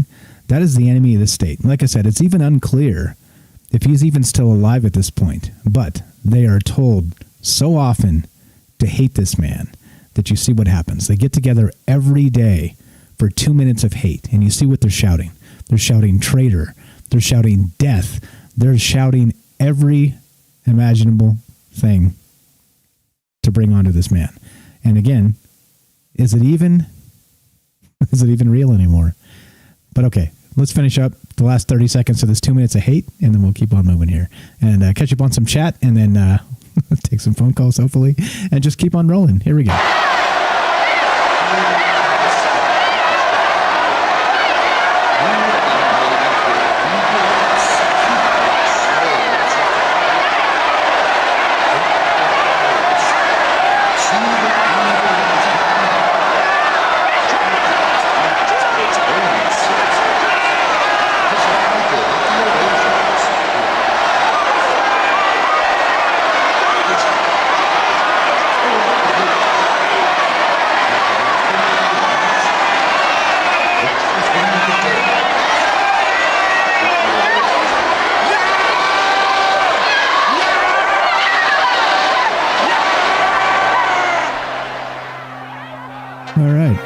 There's Emmanuel Goldstein, and there's the 2 minutes of hate. And look what happens when an entire population has been indoctrinated to hate the boogeyman. And even more terrifying is when the boogeyman can become whatever the media tells you it is. If you want to be part of the show tonight, 702-957-1037. You're listening to Troubled Minds. I'm your host, Michael Strange. You can click the Discord link and join the show that way as well. Troubledminds.org is the official website, and you can be on the show. Yeah, what do you think about this? Should we be concerned, or is this just shrug your shoulders, nothing to see here? Everything's going to be fine when we have 20,000 troops in the Capitol that have been authorized to use deadly force against a voting bloc that has been maligned as a scarlet letter type emblazoned with the 17th letter on their proverbial clothes. Yeah, right? Oh, geez. How did we get here? What's up, Mark? I see you there. I see you. Marge, thanks for showing up tonight. Who else do we got? I said many subjects. I said, Brian, what's up? Brian says, I've noticed on a lot of YouTube channels that has got worse recently. Ads cut in at random just at a controversial point. It's like stealth censoring. I'm not sure. I guess you could probably program that easy enough, but I think it'd probably be just easier for the technocrats to just stomp in and silence them. What's up, Matt says, yes, Mike, conservatives are on the list to be silenced. And again, right? So I'm not even like advocating to be a conservative. I just feel for them because it's clear, it's obvious. It's obvious they're the ones wearing the scarlet letter at this point, and it's obvious they're the ones going to end up on the list at this point. Let's see. Robert says some singer named Pink only attended the January 6th rally and went back to his hotel room. Her hotel room is Pink to sleep before the storming of the Capitol. But just because she attended, her record label fired him. He was canceled. No, Pink. Wait. Pink's a female, and Pink is a very, very large pop star.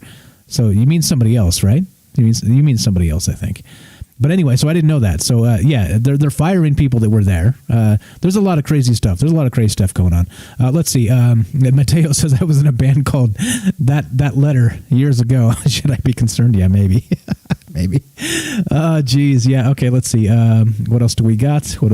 Robert says they're setting up a false flag so they can go after and shut up all that don't go along with their way of thinking. Now, this is what I said. I think that, like I said, the internet has become unmanageable. Right? Again, I'm just a dude. I'm a concerned citizen. I don't have any particular talents. I just don't. I'm concerned. I'm a concerned citizen, and I have a microphone, right?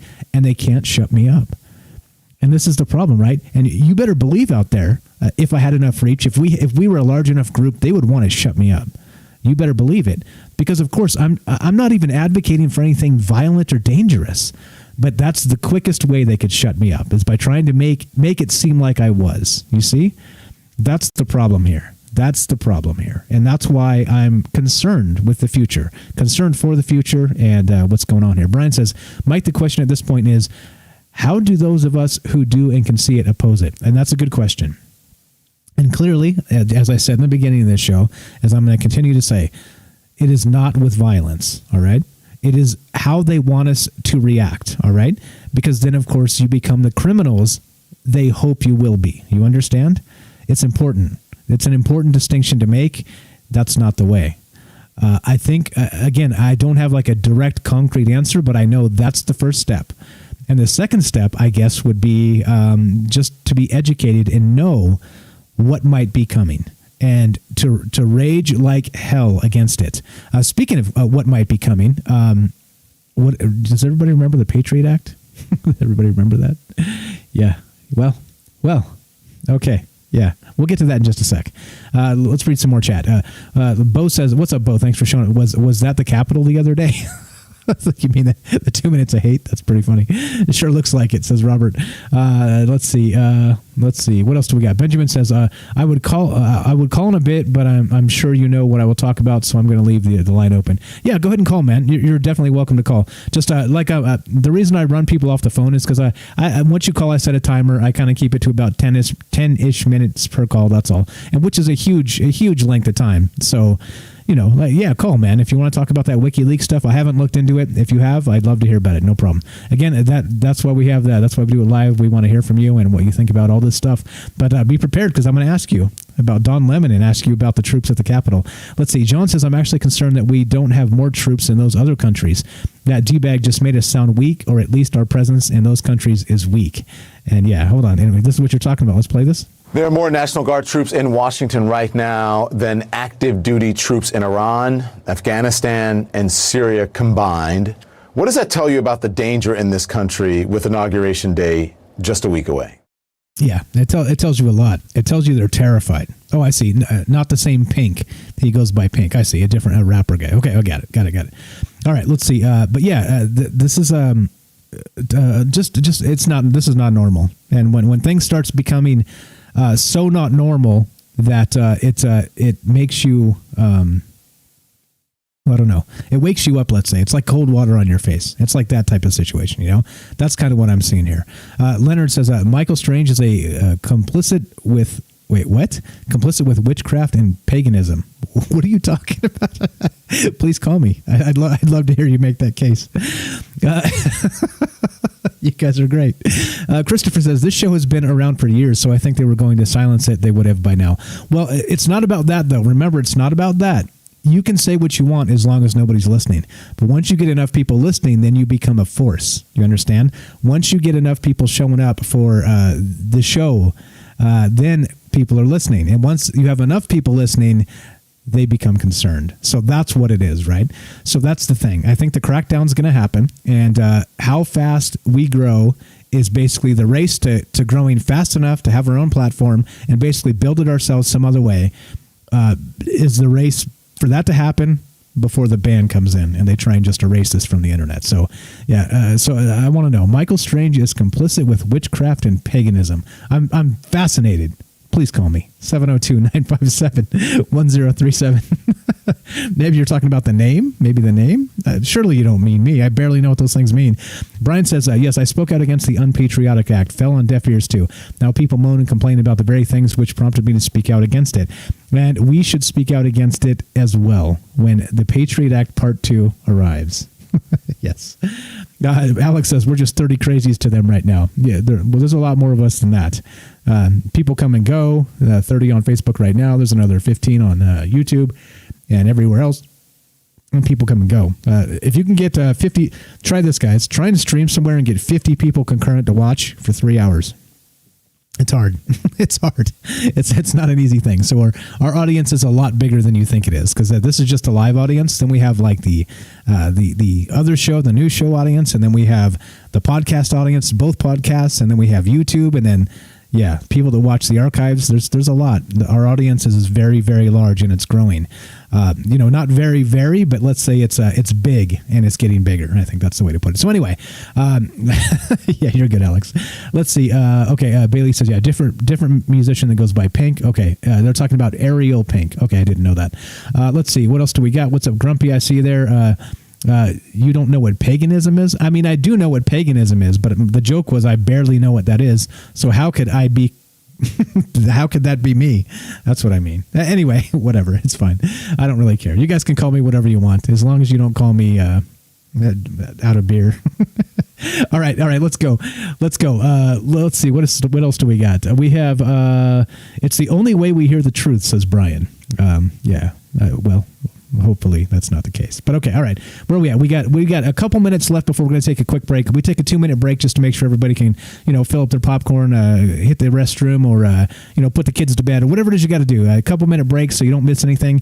We'll take that in just a couple minutes here. But if you want to be part of the show, queue up. We'll put you on. I want to hear what you guys think about the troops at the Capitol, about Don Lemon kind of making the case that if you're not with us, you're against us, and Chris Cuomo being an obtuse, the foil for Don Lemon, and Don Lemon's clearly irritated in those clips, which is just funny as hell to me. But if you want to be a part of the show, talk about all these things and what the implication of the future is, please call 702-957-1037. Click the Discord link, troubledminds.org is the official website, and we're going to keep talking about these things. Okay, so now when we get back after we take a quick break, we're going to talk about not just the Patriot Act. Bailey linked me, or actually shared on Twitter, that I borrowed an article referencing the Patriot Act Part 2 and what that means. And are we positioning ourselves to implement the Patriot Act Part 2. So we're going to talk about that in just a sec here. And so a little thing called Rex 84, if you guys haven't heard of that. So that's probably going to trigger some algorithmic oh shits by me bringing that up. But we're going to talk about that too, because why the hell not? But again, I just want to make sure we're very clear. The algorithms pick up the words I say, and the words I'm saying are violence is not the way. All right? Just want to make that very clear. Let's not do that. If you want to call and rage at your folks, your representatives, and do those things and send the letters for all the good it'll do, that's the good we can do. If you want to show up and peacefully protest somewhere, you can do that. It's still actually part of the Constitution that you can do that. Notice I said actually peacefully protest, right? All right. All right. So anyway, we're going to take a quick break here, and then we will be right back. And we're talking about the 20,000 troops at the Capitol. We're talking about an inauguration coming that looks like it's part of a third world situation, right? Not that there's anything, particularly terrible about third world countries, but they have coups all the time. They have troops stationed at capitals because of the quote insurrection possibility that could be happening at any time. And I did see on Twitter that somebody said specifically, I won't say who, but that it kind of tips the hand that the government's a little bit terrified that they've run this thing so badly for so long that finally maybe they're going to have some problems. All right. And again, not violent problems. I think they're telegraphing their fear, because they know there's a lot of us out here that are concerned. Okay? No violence, no violence, no violence. Hang tight. We'll be right back. We're talking about 1984. We're talking about troops at the Capitol. We're talking about you and me and why all this matters. Go ahead and grab yourself a top off your drink, put the kids to bed, grab some popcorn, hit the restroom, do what you got to do. 2 minutes. Quick break. We will be right back. Where's the damn... There it is. Yeah, see? If you time it right, it's really cool. If you don't, you look like a fool. All right. We will be right back.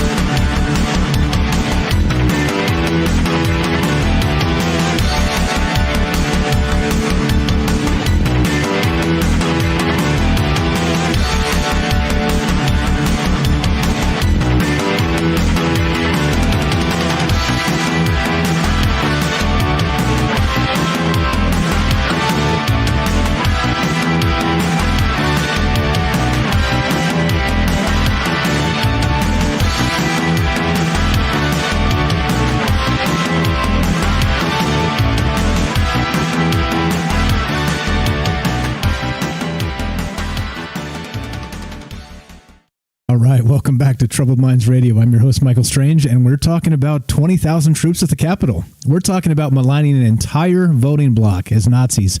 We're talking about Don Lemon, the propagandist, and Chris Cuomo, his stupid foil, his obtuse foil. We'll play those clips again just to get this started, but I think the most important thing that to point out that I kind of really didn't get to, that I was trying to get to, is there's a 1984 term, again, George Orwell, 1984. There's this term called unperson. Are you guys familiar with this term? This term means a couple things. Now, here's the actual definition from Merriam-Webster, right? Again, because words are important, the things you say are important, the way you say them are important, all those things are critical. And so let's look at the actual definition from the dictionary. An unperson, an individual who usually for political or ideological reasons is removed completely from recognition or consideration. All right, that's an unperson. Okay, and so the 1984 version of that is not really the same at all. An unperson actually means that you've been executed. All right, that's what it means. You've been executed and you've been erased from history. That's what it means. So it's but okay. So now, short of that, that's what they would do in China, let's say, or let's say Russia, how they went after that guy and they poisoned him on the plane. Navalny, I think his name is. But remember, they poisoned his underpants. Yeah, that guy. So that's the type of thing that would happen in other places, right? This is still the United States of America. We still have a Bill of Rights. We still have due process. We still have the right to be wrong. These things are still, we hold these truths to be self-evident. Oh, geez. All right. But you see what I just did there? Anyway, when you become an unperson, it's exactly what Don Lemon was doing, right? And the reason you make a person an unperson is because once you can call them a particular thing, let's say, for instance, my name is Michael Strange. Nice to meet you. I'm a person, okay? Except if you want to unperson me, you use other terms to define who I am, to explain why I'm not worthy of the respect a person deserves, okay? And so, meaning that you would call me a dirty conspiracy theorist, right? You would say that I'm trying to undermine the sovereignty of the country. You would say, right, I mean, these things are not true, but these are the things you would say about me to unperson me. And then as a result of that, you could tell a large group of people that I was this other thing instead of a person. So you understand? So it's a way to actually advocate even violence at somebody by kind of removing the human element. You see, that's what an unperson means in the Don Lemon world. So let's just go back to that real fast. The Don Lemon bit that we started with, just so you guys can understand what's going on here, why we're talking about this. I know we have people come and go and kind of trying to keep up with the narratives here, but just real fast. This is the second part. I won't subject you to the first part, which is hilarious. But this is what Don Lemon said, talking to Chris Cuomo yesterday. And keep in mind the term unperson, and listen to what he's saying. I'm nothing like those people. I would never have done that. They're all wrong. Those people voted the way you voted and for who you voted for. I'm just saying. Right, but just because you vote for the same people doesn't mean that you believe the same things. It puts you in the same crowd. Yes, it does. It puts you in the same group of people who voted for him, but you may not have the same reasons. You may not have the same understanding. You vote for people who have common interests. If someone has a common interest, people who vote like you have a common interest is you. That's just how it is. You don't vote you don't vote for the most liberal person in the world because you're a conservative. You vote for someone who shares your common interest. That's how voting works. Right, that's how but political it doesn't parties mean work. It doesn't mean that you believe affiliation work. But it doesn't mean that a voter believes that their vote means what you think it means. Well, but it also means that you share something with that person, and you must own up to it. And we have to stop saying giving people an out for people who represent the worst behavior. Stop trying to make an excuse for people who voted for someone who has those beliefs. That you may think that you don't believe that, but in a way, what you're doing, you're complicit with it because you are voting for the same type of person. You see that? So he uses the word person a lot there, but it's very general. And of course, because he wants to malign an entire voting bloc. He wants to give them the scarlet letter, not the A for adultery, but the 17th letter for blasphemy. You understand? I know you understand. You guys are smart people out there. All right. So anyway, I was talking about this thing happening that was going to be like the Patriot Act. This is from Caitlin Johnson, CaitlinJohnstone.com. Now, thanks to Bailey out in the chat there for sharing this on Twitter. And again, right, this is the type of thing. You get a community together, you see things you wouldn't have seen otherwise, you share the information, and this is what we get. Thanks to Bailey for this one. Headline is this: Consent manufacturing for Patriot Act 2 continues. Now, if you look at this, the photograph here, you see on the right side, there's a boot, and it's stomping on a bunch of people in red hats, and one of them has a sign that has the 17th letter on it. That would be the scarlet letter. Now, the Domestic Terror Act has stomped these people, and there's another foot up in the air that also says Domestic Terror Act, and it's about to come down on the next group of people, and they have a sign that says BLM. And they're cheering because the people in the red hats with the scarlet letter have been stomped. But the boot is about to land on them, and they're cheering for it because they don't know it's coming. And this is what's happening. And this is why this is all terrifying to me, because we have half of the country cheering. They're like, yeah, shut those people up. And they don't even realize today it's those people. Tomorrow, it's you. It's terrible. This is terrible. All right. So now with this, before we get into this article real quick, we'll read a little bit about this. But look, consent manufacturing for Patriot Act 2 continues. All right. Now, remember, interesting that they have in this illustration here, two boots stomping on two different groups of people, which of course are going to be large groups of people. You see? Now, boots. Where have we heard that before? Boots. Stamping on humans. Where have we heard that before? I know. How about right here?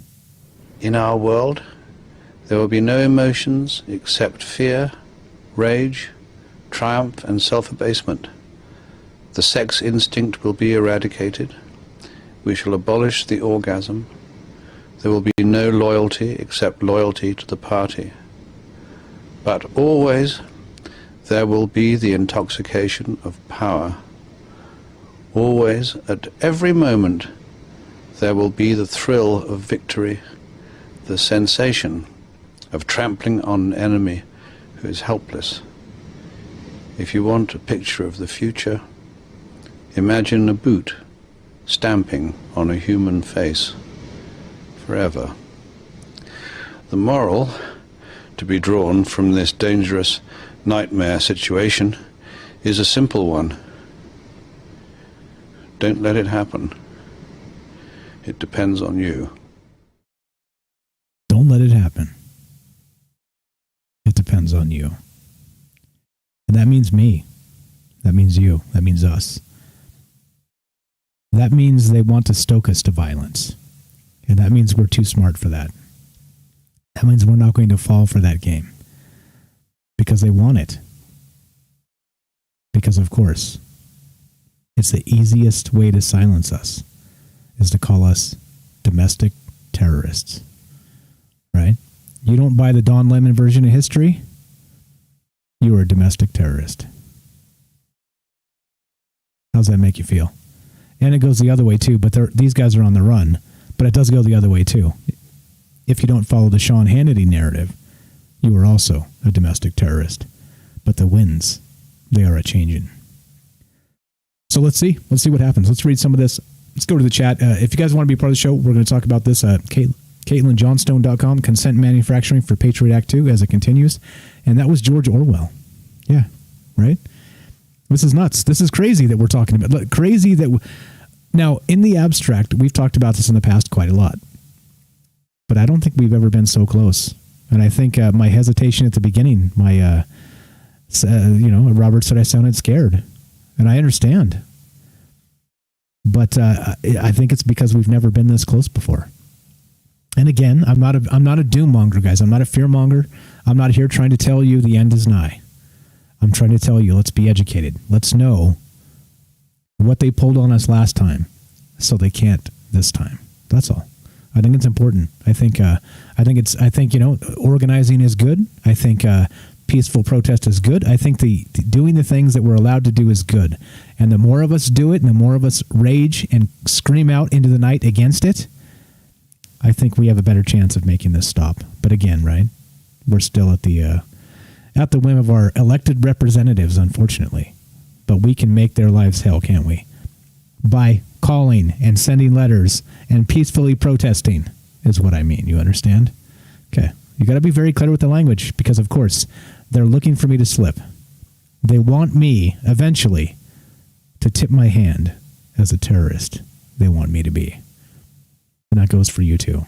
702-957-1037. Click the Discord link, troubledminds.org. You can be part of the show. I want to hear what you think about this. Troops at the Capitol. Boots stamping on human faces forever. Is this the future? Or is it something different entirely? I think that's the question. Probably the most important question. And the next would be, if so, what can we do about it? Let's go back to this. Consent manufacturing for Patriot Act 2 continues. I'll get to chat in just a sec, guys. Let's read some of this. It's been obvious for a long time the best way to stop the rise of right-wing extremism in America that everyone's so worried about today is not to pass a bunch of authoritarian laws, but to reverse the policies of soul-crushing neoliberalism liberalism, and domestic austerity which led to Donald Trump. Instead of doing this, the next president is already pushing a Patriot Act sequel and reducing the stimulus checks he'd promised the public before he's even sworn in. Now, I'm not following this too closely. I don't really care. I know there's many people that need the $600 or the stimulus. I don't. I'm not saying I'm rich. I'm just saying, I'm okay. I'm not starving.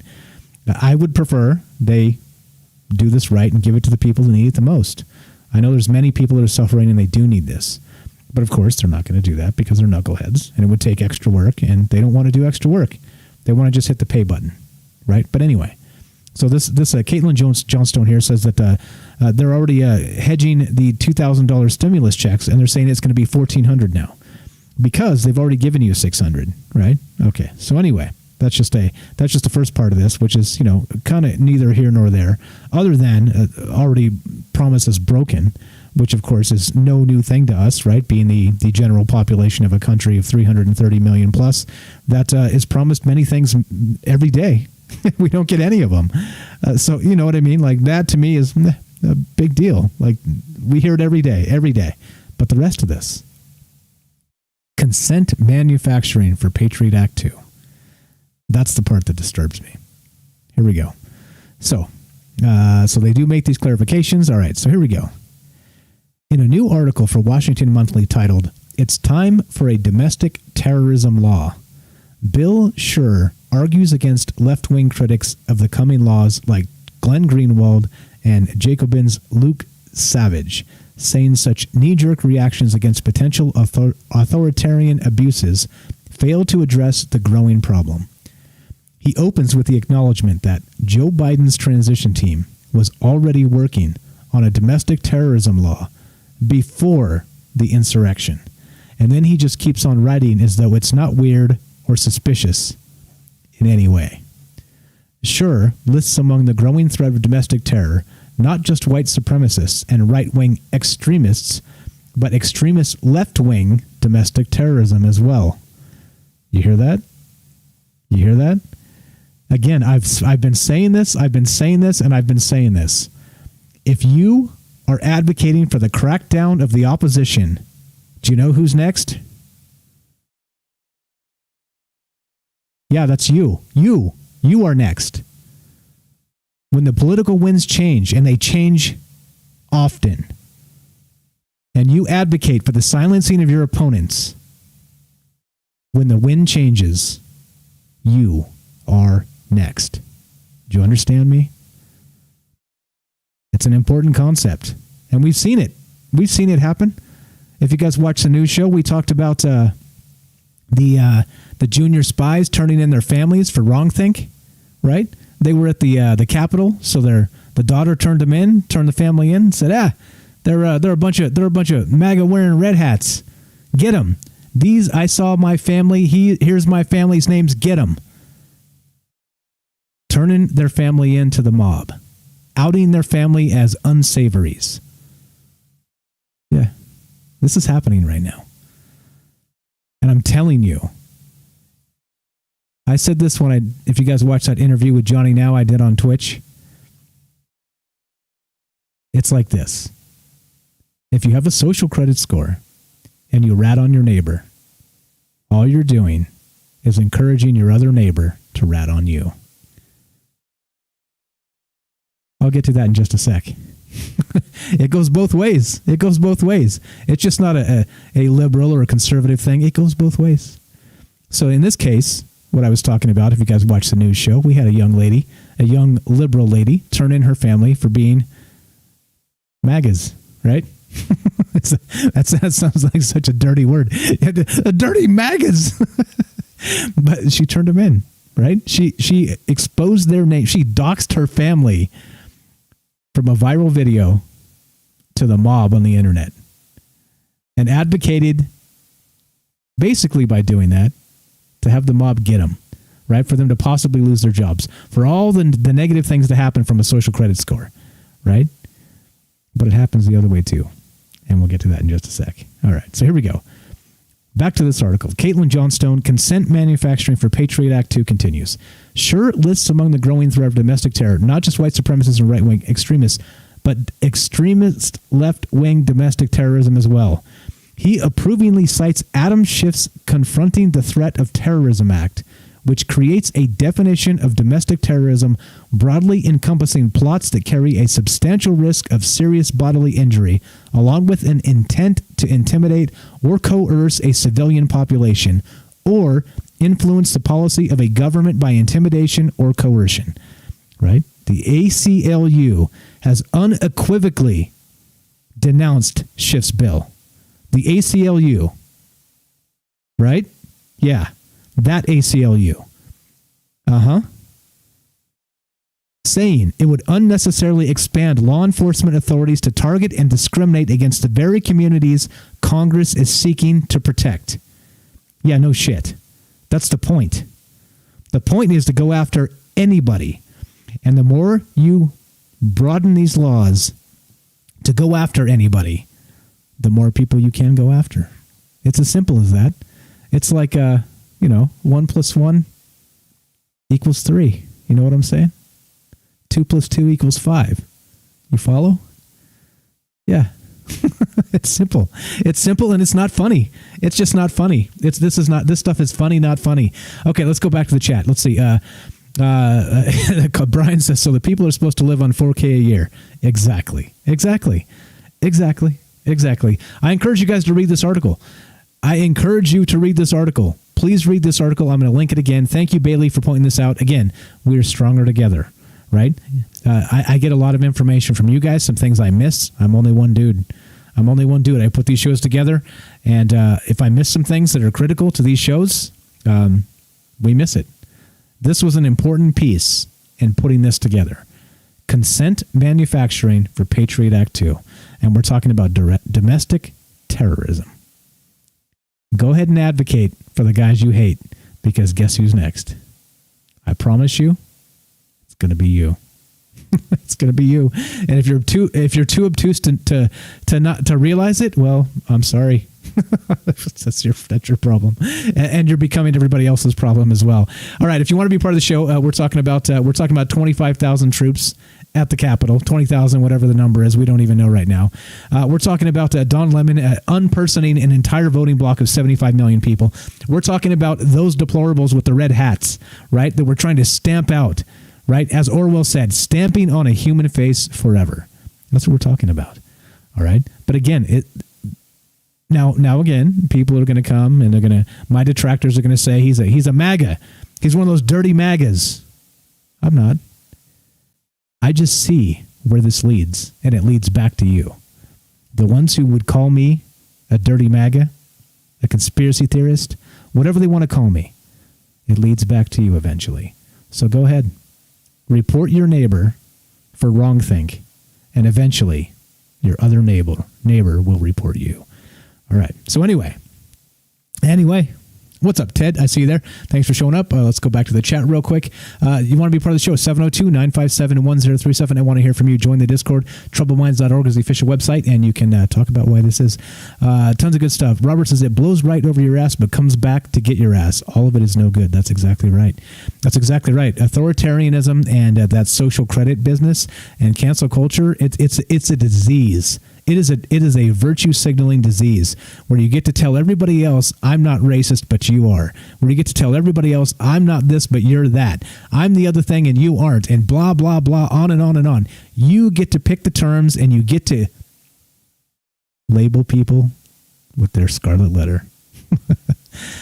John says living outside the box is dangerous. Are you talking about me? Yeah, thanks for carrying.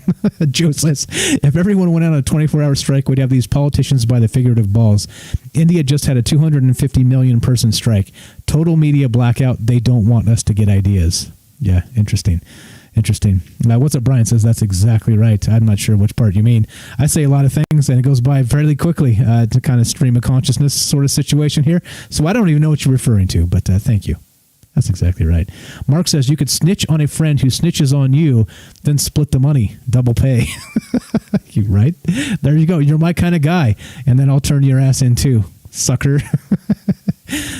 There's always a way. There's always a way. There's always a way. You think you're ahead of the game, you're not ahead of the game. All right, so let's continue moving here. Now I mentioned just a little while ago that we have. Okay, so if you guys watch the news show, so now, so it's a little difficult because I'm blending things in and out of the news show that we've talked about recently. All right, so not too long ago, I stated that there was an individual that was cited as a Black Lives Matter activist that was inside the Capitol building, right? And just like a while back when we were looking at some of the Black Lives Matter stuff that happened in, the protests, protests. I'm calling it all protests, but some of them turned violent. There were individuals that appeared to show up and break windows. Remember at that AutoZone? We talked about that. This is this goes back. This is true. They have video of this individual show up in a black hoodie with a hammer. Everything's peaceful. He breaks some windows and it turns into looting because, well, now there's no longer windows protecting the merchandise. People start stealing. The thing turns from totally cool to totally insane because one asshole came, smashed a bunch of windows. Now, same thing here. I don't know if it's exact parallel, so please don't pin me to that. But I was trying to point out in the news show that there were Black Lives Matter people there, and it turns out there was. Now, remember when I said what's good for the goose is good for the gander, and one side turns on the other, et cetera, so on? It doesn't even matter what side you're on at some point, because everybody turns on everybody at one point or another when you have this type of culture, and it's not healthy. But look what happened. So now this individual was a Black Lives Matter protester, and he was actually inside the Capitol. And the folks, the feds were looking for him. Look what happened. Let's just play this. This is pretty short. Let's you may or you may not be surprised. Look what happened. Yeah, Kelly and Bob, James Sullivan says he turned in tips about his brother to the FBI here in Salt Lake City. He says he believes that his brother was not only involved in the riot at the Capitol, but somehow in charge. Full disclosure, the FBI has been in contact with me. John Sullivan posted to his Twitter on Wednesday. I got the call, as I said again today, that he was going to be apprehended by the FBI. John's brother James says he first learned his brother was at the U.S. Capitol when friends started texting him these pictures. Then John posted video to YouTube. You gonna push me through that shit? Like, I'm just trying to record what we... He was going in there to document it, but he also was part of the Antifa groups. I also, want to support the Black community out here too in the best way that I can. That's my belief. I believe the Black Lives Matter. I mean, I'm not here to assert myself and my beliefs on other people. I just want to give people the footage, the video. The FBI's office in Salt Lake City would not confirm they were investigating Sullivan or any Utahns. I want to absolutely condemn the shameful and violence that we saw on January 6th at the U.S. Capitol. We still love John, and that's something that he needs to know. All right, that was his brother that turned him in. Anyway, so I get it. I see the comments out there. This isn't Fox News. What are we doing here? This is bigger than that, guys. This is bigger than that. If you don't get it, I'm sorry. I apologize. I promise you next time we won't do this. We'll do aliens or something else. We mix it in. We come back and forth. We talk about all these things because all these things are important. And right now, on Tuesday or Wednesday, I think it's Wednesday, we have a situation that might turn into something ugly. And so I think we need to talk about it. And that's what we're talking about. I get it. I got you. No problem. It's okay. That's why we always have like a wide berth here. What's up, Jay? Says who owns the largest farmland owner? I know exactly what you're talking about. Okay, so anyway, you guys get the point. This is not about lefty righty at all. I don't care. You be who you want and you be it proud. Okay, fine. I don't care. But that's not what they say about me and they say about you. And by they, don't make me play the Don Lemon clip again. I'll do it. Don't make me do it. All right. So anyway, there's more. There's more to this. Let's go to. Hold on. Let's see. What do I got? You guys may not have noticed, but so the actual crackdowns happening, not just with the technocracy, but with clearly a particular group of laws known as the Bill of Rights. So the first is speech, right? I'm sure clearly I think anybody can make the connection, the correlation that there's been a crackdown on speech recently.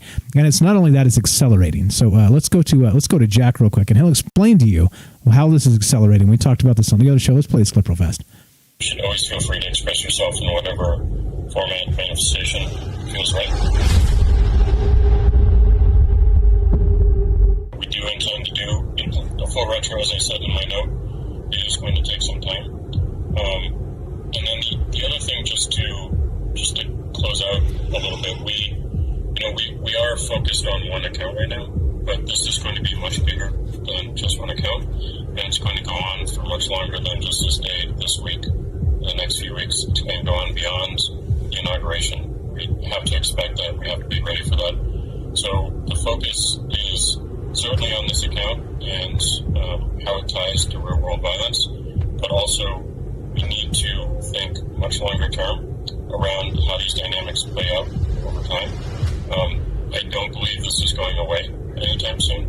And the moves that we're making today around QAnon, for instance, is one such example of a much broader approach that we should be looking at and going deeper on. So the team has a lot of work and a lot of focus on this particular issue. We also need to give them the space and the support to focus on the much bigger picture because it is not going away. The U.S. is extremely divided. Our platform is showing that every single day, and our role is to protect the integrity of that conversation and do what we can to make sure that no one is being harmed based off that. And that is the focus, and that is the color we want to provide. There you have it. Jack Dorsey, CEO of Twitter, recorded by one of his own employees, an insider whistleblower at Twitter, recorded saying this is going to be much bigger than just one account, revealing some censorship. You can see our motto at Veritas, our organization. All right, so it's Project Veritas. Again, like I said, I know they've done some pretty dirty things too. But anyway, the point being is that you get an undercover camera, you get Jack, the CEO of Twitter, and he's basically saying this is bigger than one account. This is going to be ongoing. This is going to be a continuous process. Look at the things he said, and we already know. I mean, we've been saying this for 2 years, almost 3 years now. We've been saying these things. But now they're actually happening. And not just happening, this stuff is mobilizing. This is moving quickly. All right. So that's the First Amendment, right? All right. So now I know this isn't CNN. This isn't Fox News. We shouldn't be talking so much politics. All right. Fine. You're right. All right. But let's talk about human rights, shall we? Now, the First Amendment is speech. Now, does anybody out there think that we should have lax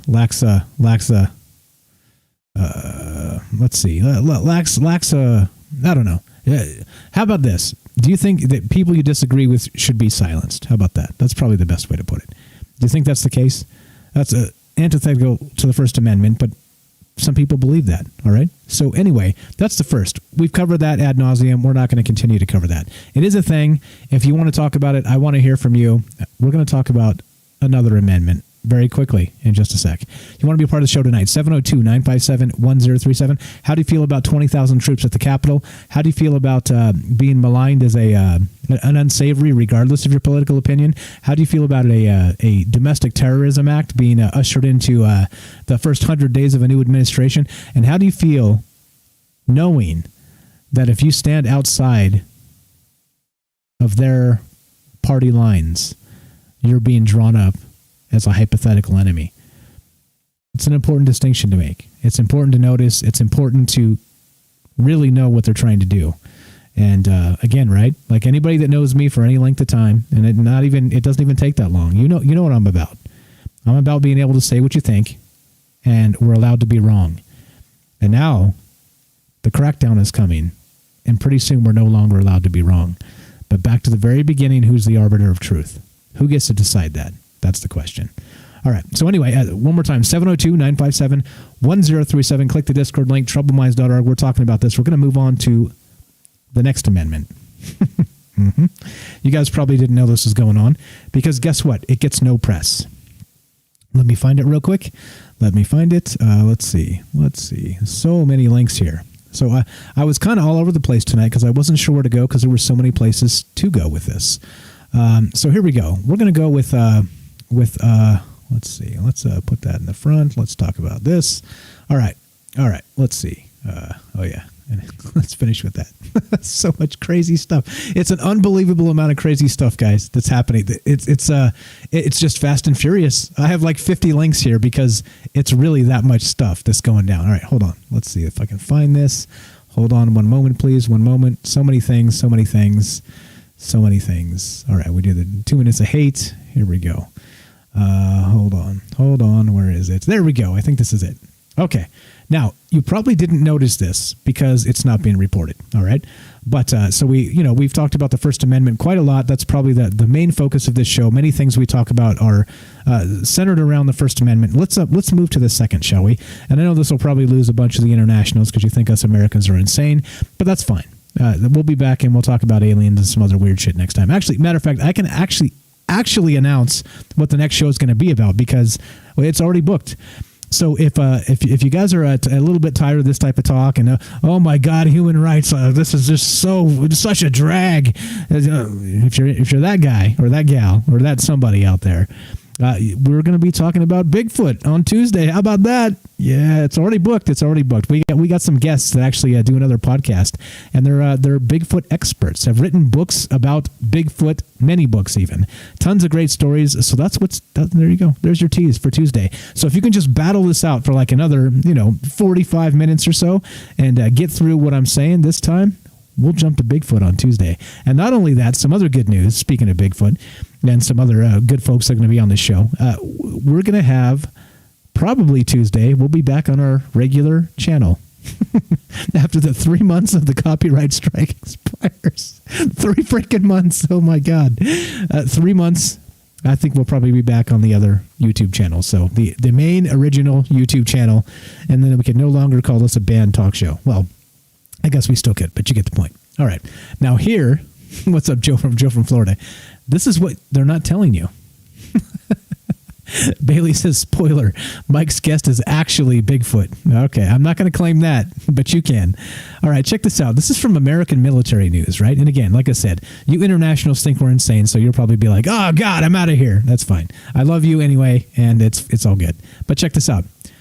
One of the largest gun forums was temporarily shut down after the web hosting service GoDaddy removed the site and said it violated the company's terms of service. AR15.com announced that they had been removed on Monday, tweeting, ARFCom is down. We've been booted from GoDaddy and are looking for an alternative solution.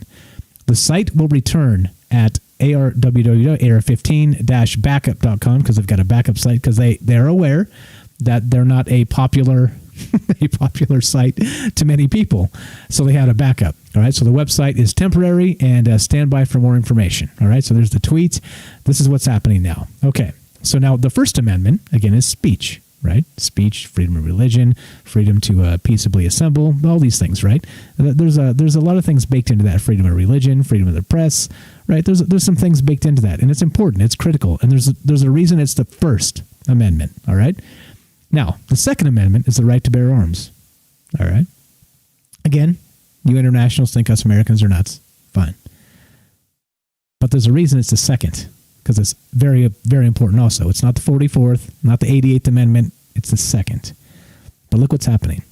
AR15.com has been taken down because their host, GoDaddy, decided that they couldn't have their domain hosted and be online.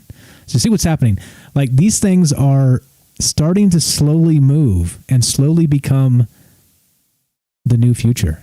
And so as a result of this, they've actually come back up. So I am not a particular, I don't go to this site. I'm not all into all this and, got the arsenal like some of these guys have and whatever, God bless them, fine. But it is important to note that these tech companies are coming after people. They're coming after particular unsavories, right? And this is one of them. So we talked about speech a lot. We're going to continue to talk about speech in different capacities. But this is the Second Amendment. And so this was January 13th. AR15.com domain is back and accessible. So they bumped it to a new domain host, okay? Which is whatevs, right? And also, I moved all my shit off GoDaddy, just so you know. I had some stuff on GoDaddy. I transferred it out. Sorry. Like, you're going to do this shit to people and play these dumb political games? I'm out. My money goes somewhere else.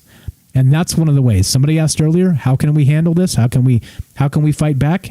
You can care where your money goes. You can care where you spend your time in a place like this, or you could turn on CNN, right? There's a lot of things we can do that are non-violent. How many times have I said this? There are a lot of things we can do that are not violent, all right? This is one of them. You control where you spend your money, and so there we go. So anyway, just read a little bit of this. Like I said, it's not being reported. You probably didn't know. So on Monday, January 11th, 2021, I received notice from our site registrar that AR15.com had violated their terms of service and that AR15.com would be shut down immediately. Juan Avila, president and co-founder of AR15.com, said in a statement posted at the site's official Instagram account, the registrar's decision to deplatform AR15.com was final and no method to appeal was offered. I'll say that again. The decision was final and no method to appeal was offered. Now, this is what's happening, right? Like, you're customers of these people for years. This is a site that's been up for a very long time. And then suddenly, the technocrats get together and they're emboldened. And they start silencing this group, that group, the other group, and look what happens. All right, so they were able to get this up quickly because, of course, they just changed sites, right? They changed web hosts, right? So the move from GoDaddy comes on the heels of a series of bans from big tech companies like Amazon, Google, Apple, Twitter, and Facebook, who banned President Trump, of course, blah, blah. Again, I don't care. It's not about Trump. It's bigger than this. It's about you. All right? So I know you guys hear these terms and you freak out. It's not about that. All right? It's not about that anymore. It continues. On Saturday, Amazon announced it would suspend the free speech platform Parler. We already talked about that. BuzzFeed News reported that Amazon Web Services safety team notified Parler that the violent content on the platform violated their terms of service. Well, okay, right? So you say, big deal. AR-15 Parler, they're a bunch of racist assholes and they're a bunch of gun nuts, right? These two groups. Again, you can unperson them, you can call them whatever the hell you want, right? You can do that. Okay, but it continues. You think this is the end of it? Just like every bit of every other cancel culture, like I said, it comes back to bite you in the ass. It does. Again, if this is an open forum, all right? Now, I get animated. I raise my voice. I wave my arms around. But if you call me, I will be nice to you, whether you agree with me or not. We can get along and disagree, and I truly believe that.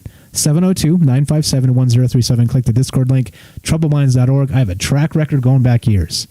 I don't shit on anybody that calls because it isn't right, because you're a human being, and I won't do that to you. You're allowed to disagree with me. We can have a conversation. Please do. I want to know what you think. But did you know that they actually censored AR15.com? Did you guys know this? Did you know this is happening? Did you know that the actual NRA has filed for bankruptcy, the National Rifle Association, and they're moving from New York State to Texas? Did you guys know this? Yeah, there's a lot happening, but it's not being reported. It's not happening. Yeah. What James says, get rid of the First and the Second Amendment. But if you do that, any of the others really count? And you're right. You're right. You're totally right. Joe says the interweb's a series of tubes and wires. And that's true, except when all the information and communication goes through that. Bailey, what's up, says, Bailey says, this is why I'm moving my shit to a dedicated server in Switzerland. And eventually, like, this may be the future, right? This may be the future of the way things have to go. So, yeah, Madib, NRA filing for bankruptcy. Yes, it's happening. What's up, Madib? Thanks for showing up. But yeah, this is what's going on. This is exactly what's happening. And it's, once again, just not being reported in the mainstream. And so many of you do not even know this is happening. So again, we're going to, let's see, what else do we got? We got this. All right, so I'm going to link this so you guys can see this. This is important to note. We're not going to get to this because there's a ton of information here and not enough time. As always, there's never enough time because there's so much to cover and there's just not enough time. And so I'm going to link this. You guys can check this out. We'll get to this. We'll get back to this at some point. But this is the history of dissent and truth and why the First Amendment and free speech actually matters. Check it out. I encourage you. Okay, let's see. What else do we got? We got 2 minutes of hate. All right, let's go back to this real quick. Now, regarding us, regarding me, regarding this show, I assume since you're here, you enjoy it. So I'm going to just make that assumption. I'm going to assume. And you know what happens when you assume? You make out an ass of me and me, right? I think that's the way it goes. But here we go. News.yahoo.com. Yes, Yahoo is still up and running. Extremists exploit a loophole in social moderation. Podcasts. Yeah, right? You think they don't know? You think they don't know how to get full spectrum control of your thoughts and your opinions and your speech and every bit of the Bill of Rights that makes this country different from any others? You think they don't know? It's already in the plans. They're already talking about this shit. Look at this. Look at this. From news.yahoo.com. Yes, exactly. Major social platforms have been cracking down on the spread of misinformation and conspiracy theories in the lead up to the presidential election and expanded their efforts in the wake of the January 6th Capitol riot. But Apple and Google, among others, have left open a major loophole for this material. Podcasts, right? Remember when I talked about the unperson? Now, you don't have to call me a conspiracy theorist. You don't have to call me a dirty MAGA or a this or the out or the other. You don't have to malign me as anything, right? Because the goalposts move. And like I said, as the winds shift, the terms that are dirty become less and less dirty. And all you have to do is just call me a podcaster. I'm a dirty, dirty podcaster. See what's happening here? This article continues. Podcasts made available by the two big tech companies let you tune into the world of the QAnon conspiracy theory, wallow in President Donald Trump's false claims of a stolen election, and bask in other extremism. Accounts that have been banned on social media for election misinformation, threatening or bullying, and breaking other rules also still live on as podcasts, available on the tech giants' platforms. So what do you think is coming next, guys? There's a roadmap. They know exactly how to. They know exactly where to hit you and exactly how quickly they need to do it. Yep. There we go. Conspiracy theorists have peddled stolen election fantasies, coronavirus conspiracies, and violent rhetoric. You see that? Violent rhetoric. Need I say it again? How many times have I said it tonight on this show? I denounce violence in all the forms. All its forms.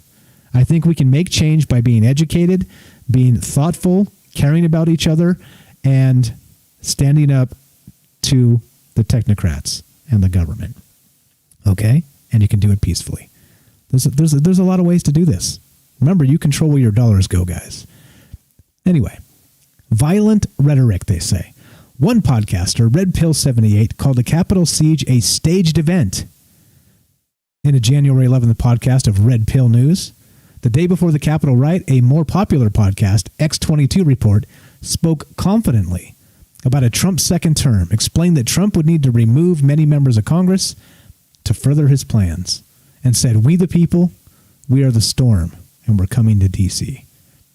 Both are available on Apple and Google podcast platforms. You see what's happening here? You see what's happening here. Podcasting plays a particularly outsized role in propagating white supremacy, said a 2018 report from the Anti-Defamation League. So clearly that means me, right? I am now a white supremacist by proxy because I'm a podcaster. One more time, unpersoning people, Don Lemon making sweeping accusations about millions based on what 1 or 2 or 10 or 100 people did. It's the same thing. I'm telling you. This is a roadmap, guys. This is a plan. You want the Patriot Act Part 2? Hang tight. Pay attention, though. Pay attention. If we notice it and we scream loud enough, maybe this time we change it. Let's learn from history. Let's not fumble when it's our turn to act. And you know what I mean. Act peacefully. There are ways. Okay. As it continues, many white supremacists, like the 17th letter adherents, support the now I'm turning into David Wilcock. I can't even read this shit without anyway. You get the point. You've got the article. You guys can read it yourselves. I'm not going to read the rest of this. But they're coming after us. They're coming after us, guys. And it's not just this is happening. This has been an ongoing thing. We've talked about this quite a lot as this has gone on. But now a plan is formulating, right? The winds, they are a-changing, and we are going to be stuck in the middle of this. I want to know what you guys think. This is a little bit weird. I mean, I don't know. There's a lot to talk about. I know it gets fatiguing talking about the political type of stuff. Please give me a call, 702-957-1037. Click the Discord link, troubledminds.org. I want to hear from you. If you want to talk about something else for a little bit, that's okay. If you want to ask about the Bigfoot stuff or whatever else is going on, no sweat at all. Please do. And so let's see. Let's do this. Let's play this real quick. Let me make sure. All right. Let's play this real fast. Now, this is an example of what we can do, all right? Now, there's a particular thing, everybody's heard of Parler, and they're being censored, right? Well, there's this other thing called Gab. You guys heard of this? This is what they're doing. They're actually moving to their own servers. So I'll play these couple clips for you, and let's hear some of the ways we can change these things, right? There are ways, guys. And again, it's not about picking up guns. It's not about going to the Capitol and demanding you get this or that or people die. It's not about that. Non-violent ways. Let's listen to Gab and the folks that are trying to change things by kind of controlling their own destiny. Let's play these couple clips, and we will be right back in 1 sec. Here you go. Gab, part 1. The flight from Twitter has begun, propelled by Tech Goliath banning President Trump from its platform and intensifying its censorship of conservatives. With Facebook, Instagram, and YouTube also censoring the president along with conservatives, and Amazon ousting social media alternative Parler, people are flooding to Gab. Andrew Torba, the CEO of Gab, is a Christian, husband, father, and patriotic American. In a recent interview, he explained what the platform is all about.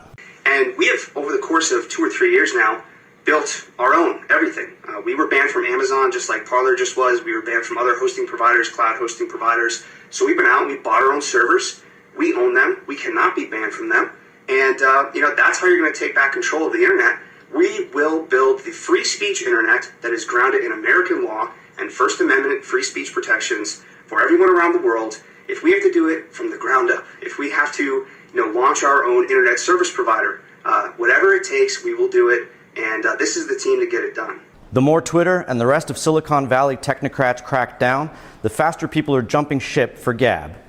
In the past 4 days of Gab growth, the platform has had 51 million visits, 91 million page views, and added 1.7 million new users. And the exodus is not limited to social media users. Torba reports that thousands of big tech employees are fed up with the shenanigans. Fed up with the shenanigans. All right, so you get the idea, right? So he said we're going to host our own servers. If we have to make our own ISP internet service provider, we are going to keep our business up. And I think this is where we need to head. This is part of it. Just like Bailey said, Bailey's hosting a server in Switzerland and starting to get things moved over there because we're going to be taken down eventually, right? And so those are the things, right? I'm going to start looking into backup ways to be able to keep us online because you never know. It might be today, it might be tomorrow, but these things are happening. let's go to part 2. If you guys never heard of Gab, check them out. I have not joined them myself. I should, because, well, there may be nowhere else to talk soon. So here we go. Gab, part 2, and listen to these guys, right? Listen to what they're saying. And do they sound like, the unpersons to you? Well, let's find out. Let's hear part 2, Gab, and there's only a 2-parter, and then we'll get to the super spicy stuff that might get us taken off the internet in just a little bit. But let's play part 2, and then we'll get to that. Part 2, Gab, action. He recently commented, quote, "There are so many people, including senior level inside of Silicon Valley firms, who are reaching out to me looking for a job right now. And I'm hearing chatter from inside of these companies from some of my sources that it's an internal civil war." As to what's playing out with big tech censorship in overdrive, Michael Hitchborn of Lepanto Institute weighed in. The First Amendment to the Constitution protects citizens from government infringement on the right to free speech. So big tech found an end around. Through a coordinated effort, tech giants like Google, Facebook, Twitter, Stripe, Amazon have created a networked monopoly for the social free market. And if you don't follow their ideological standards, you'll have your websites suppressed by search engines, removed from servers, unable to collect funds, and suspended from popular social media platforms. If conservative-minded companies and individuals do not quickly pool the resources to create a free and open alternative, the technocratic KGB will crush all who do not fall in line. With Dems greenlighting big tech's attack on social media, free speech seems to hinge on the success of alternative platforms like Gab. And there you go. And again, right? So these are conservatives. And again, like, I don't care if you're this or that or the other. You be who you want to be, all right? But the point is, if you value free speech, this is the type of decentralization that needs to happen. We need to be able to own our own things, maybe if we have to crowdsource them or whatever it is. Like I said, you control where your money goes, guys. Like, if you're blindly just pouring money into CNN and don't know it, well, maybe it's time to change that, right? They'll notice as the money starts being pulled and redirected to other things that are more important to you. Things change, right? They follow the money. So anyway, just kind of point that out, that there are ways here that we can make things happen. We can change things. We can be part of a good positive change. And actually, again, without supporting the KKK, as they're going to try and say, right? Or whatever else, as they will malign us as unpersons and all the rest of this. And again, you have to say this because you have to qualify it, because the detractors will say, he thinks the KKK doesn't exist. I never said that. They definitely exist, etc., so on. Okay, blah, blah. There you go. So, you got to insulate yourself from the mob. And, well, I know they're out there listening and taking notes. Okay, so let's see. What else do we got? Lizzie says, "What's up, Lizzie? Thanks for showing up. I bought a new Apple Air for Christmas and returned it after the censorship." Yeah, right? Exactly. You control where your dollars go, guys. And it's important. It's an important distinction to make, that if everybody just stood up and said, "Nope, I'm returning all my garbage," then they'd have to change. They'd have to change. John says, "Sasquatch is a proud unperson." And you were right. Larry Nelson says, "Come on, man." What's up, buddy? Brian says, "Those of us who are involved in creating the net, by and large, aren't happy with this stuff. It's antithetical to the intention of the internet." Exactly right. Exactly right. Now, a while back, if you guys remember Frank, he actually made the point that the internet was shrinking. And at the time, I kind of didn't really understand what he meant. We talked about it a little bit, but the more I think about it, the more he's right. He was spot on. Good old Frank. Where are you, buddy? If you're out there listening, we love you, man. The thing is that it's shrinking. It's shrinking because of not access. Like they're allowing your toaster and your refrigerator internet access, right? But then they're you and me, the unpersons now. Think about that. The Internet of Things, they're actually giving access to our devices, to our toasters and our refrigerators, and then ourselves, they're gonna disallow us from live streaming. You see what I'm saying? So it's shifting. It's just shifting. I'm not sure it's getting smaller. It's definitely shifting. What's up? Brian says the entire point of the internet was a free exchange of ideas, right? Yeah. Amen, brother. Frank sounds familiar. That's an old school. It's going way back. Let's see. What else? Let's see. What's up, Mark? Let's see. The KKK is not that they special needs boys. Yeah, kind of. I mean, like I said, it's not. It's again. If you say that they're, like a boogeyman, then they attack you for saying that you're claiming they don't exist. Clearly they do, but are they over-exaggerated as a terror threat to the country? I think probably. And of course, right, they want to do that because it's difficult to defend, right? The second you say, come on now, really? Do you really believe that? Then suddenly you're a KKK sympathizer, right? You see how this works? Like, this is all exactly planned. Like, this is all part of this takeover that is it has been planned for a long time. And they want to gaslight. They want to make sure that they can take you down. They want to malign you as the unperson. They want to be able to take away First Amendment and then the Second Amendment. And then, just like Jay said, after those two are gone, do the rest really even matter? And that's what we're doing. I want to hear from you. If you're again, if you disagree and you think I'm exaggerating this, no problem. Let's talk. 702-957-1037. Click the Discord link, troubledminds.org. I'm Michael Strange. This is Troubled Minds Radio, and we're just we're talking. We're doing what we normally do. It's a talk show after all. But I do want to hear from you. If Benjamin, go ahead, man. I want to hear about WikiLeaks if you want to talk about that. Whatever. If you guys want to call in, whatever is on the table. We do a long-form talk show, so we can give you a little bit of time when you call in instead of the 90 seconds or 60 seconds and then cut you off situation. You get some time to kind of go through your thoughts and have a conversation. So please do, 702-957-1037. It gives me a little break. I can drink some beer. Click the Discord link. I know we have lots of folks that have called in the past and are not afraid of the Michael Strange, the big bad Michael Strange that might, do some terrible things to you on the telephone. But please give me a call, and I'll keep drinking beer. We'll keep talking about these things, and et cetera, so on. As I go through this, actually, hold on. Now, let's play this. So I was talking about the NRA. This is a little bit disjointed, so let me play this real quick, and then we'll take a phone call coming in. Hey everybody, it's Jason from the Texas Gun Vault. I didn't know I'd be making one of these very quick NRA dumpster fire videos anytime soon, but it is breaking news right now. The NRA has filed for Chapter 11 bankruptcy, and people have been flooding my email box, sending me stuff on Instagram, and I had to make a video as quickly as I can. So none of this is prepared. I literally just walked in the garage, got the camera set up, and wanted to just make this video so you guys can catch up on the news yourself. I'm reading right now from Bloomberg, a very appropriate site to read this on. It said the National Rifle Association of America filed for Chapter 11 bankruptcy on Friday with plans to regroup in Texas, citing opposition in New York. The group intends to restructure and reincorporate according to a statement on its website. The gun rights group said the filing will help it exit what it believes is a corrupt political and regulatory environment in New York, according to the statement. The move will enable long-term sustainable growth and ensure NRA's continued success as the nation's leading advocate for constitutional freedom, free from the toxic political environment of New York. Okay, so they're so the NRA is filing for bankruptcy. They're moving from New York State to Texas, which of course is freedom, baby. Texas is a freedom state, the Lone Star State. I tell you what, I love me some Texas. I got family in Texas, and shout out to the family in Texas if you're out there listening. All right, let's go to this phone call. Thank you for the call. Again, like I said, it helps me a lot when you guys call because one, I want to hear what you're thinking, and two, I want to drink some beer, and I can't drink beer when I'm talking. Here we go. What's up, Benjamin? How you doing? Benjamin from Mars, right? Yeah, what's going on, Mike? You already know, bro. You already know, brother. How are you? Okay, I guess.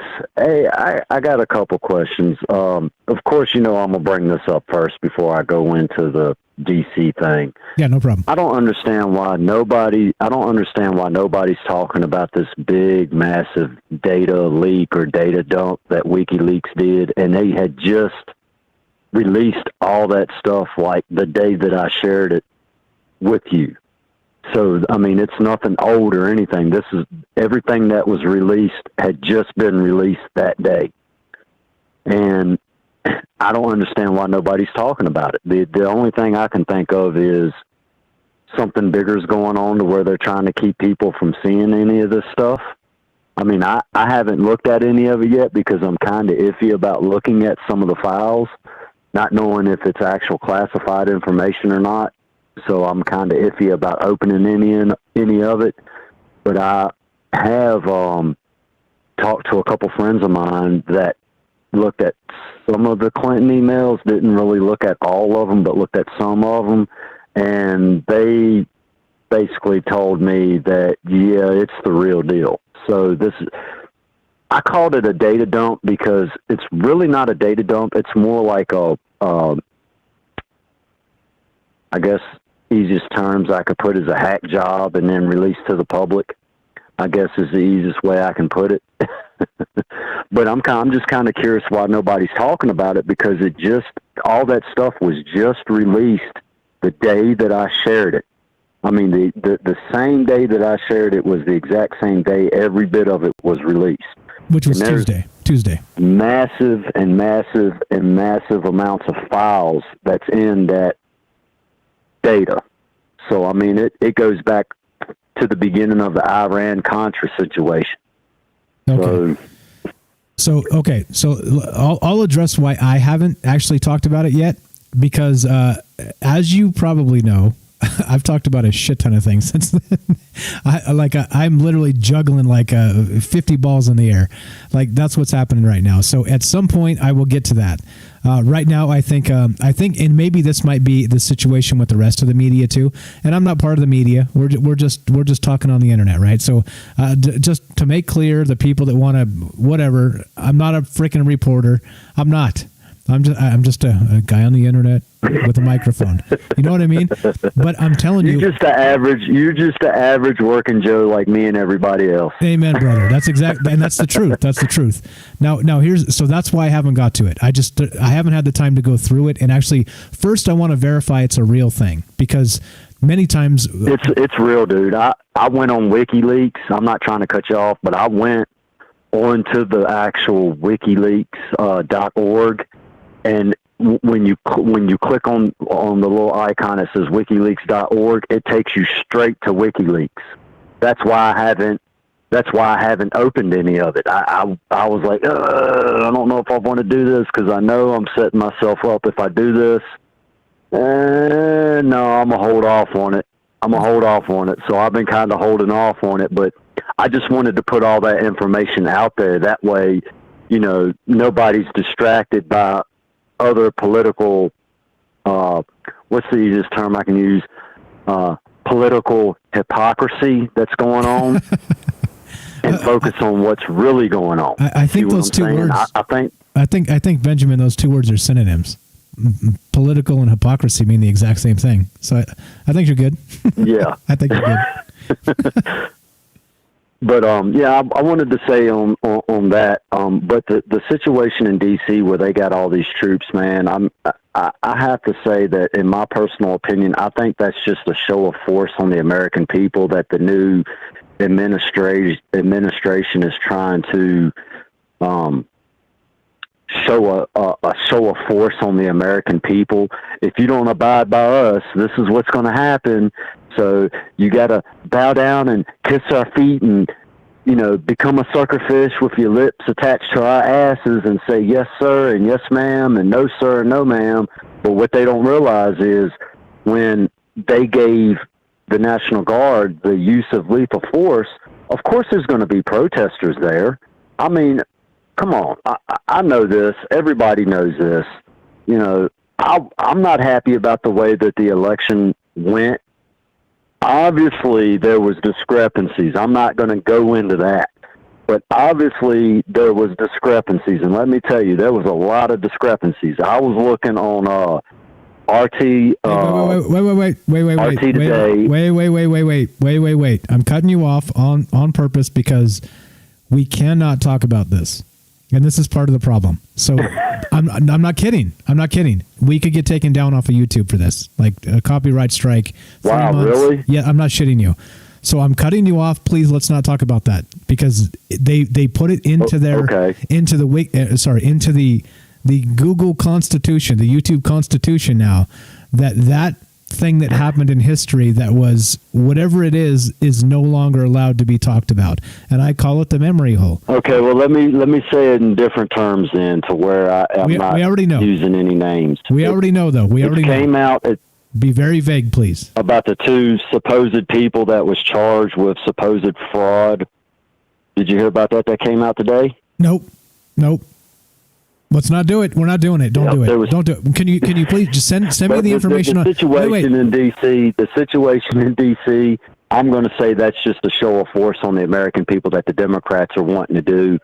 But at the same, in turn, that's causing a dangerous precedent at this point in time with everything that's going on.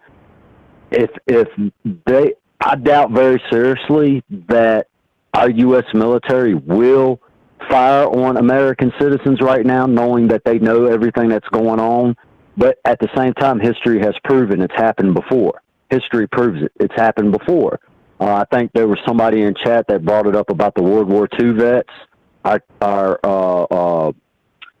the World War II vets were something protesting or whatnot, and the National Guard killed a bunch of them or something like that. That was brought up in chat. So you never know, But I think it's all I think the whole situation is bias. I mean, you got certain of course people that are saying, well, we need to defund this and we need to defund that, and now they're flip-flopping saying, oh, we love them this and we love them that. It's hypocrisy, man. That's all it is hypocrisy. But but the WikiLeaks thing, it's the real deal, dude. It's the real deal. So Bailey in chat says if you go to the WikiLeaks site, it says that there's nothing been leaked since 2018. So okay, this is the thing. This is what I'm saying. Can you do me a favor? Just go into Discord and just drop us the link. And if you don't have access to Discord anymore, just send it to my email, troublemindsradio@gmail.com, and I'll take a look. Okay. So I just want to verify. Like I said, the first thing. What I'll do is. Go ahead. I'm sorry. What I'll do is I'll go ahead and set up Discord under another email. And then I'll drop you the link in Discord. Okay, please do. Share it with everybody. Lots of good people in there. And so we'll vet it, make sure it's correct and it's accurate and it is new. And then as of course, we'll do our best to talk about it as we get time because, well, there's only. I mean, I'm like breathless here. I'm like, dude, you've been watching the news show? I'm like the hardest working man in show business right now, and I ain't even show business. You know what I'm saying? I haven't talked about it. To be honest with you, Mike, I didn't know that you had another show until I watched the other night show when you was doing it live the other night. But okay. I wasn't watching it live. I had to watch it after you went off air. But I didn't even know you had another show going on. Yeah, 23 episodes in, man. It's and there's a ton to talk about. I was a little bit worried, like I was always bragging, like, oh, you guys don't want me 5 days a week. Trust me, there's enough content. And then I look, and sure shit, we could probably do 10 days a week. It's just an unbelievable amount of stuff to talk about that nobody's talking about. And I mean, it's a good thing. I think it's a good thing. All right, you're the best, man. Final thoughts while we got you on the phone. Thank you for the call. Look, I said call and you called. I appreciate that a lot. It allows me to take a break, take a breather. We don't do commercials, right? So the monkey dance, dance monkey dance ends up on me.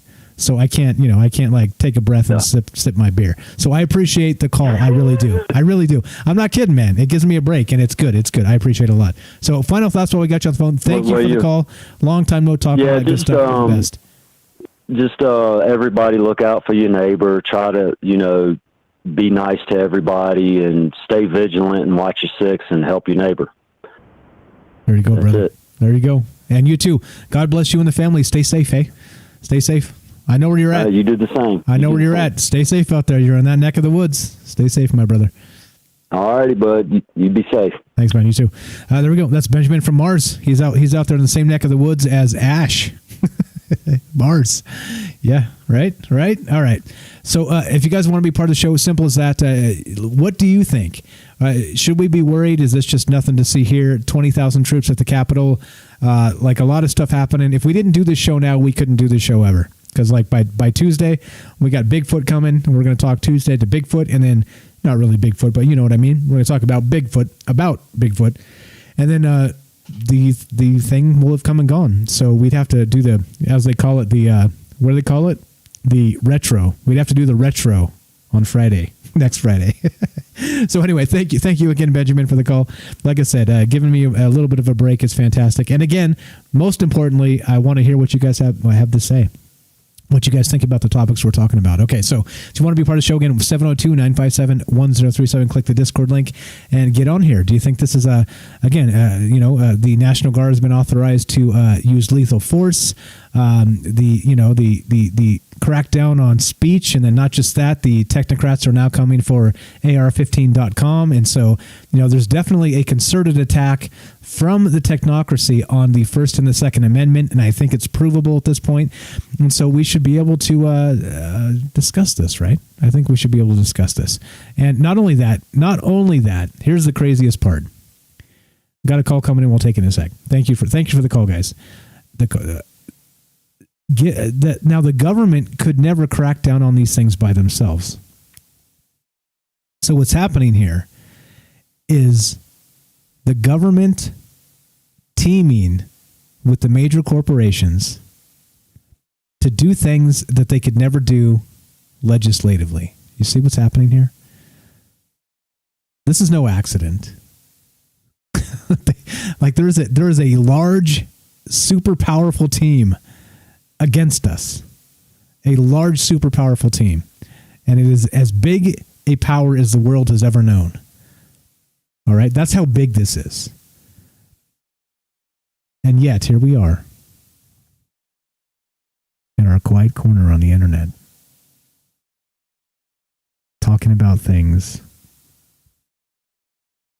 that are not yet illegal. And those things may soon maybe not be illegal,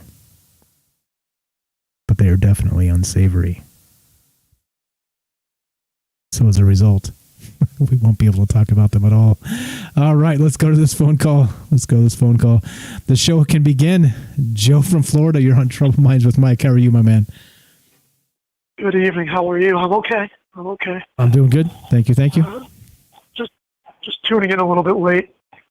But the soldiers, like the last caller, just strikes me as a joke, especially when this morning they were saying that the FBI,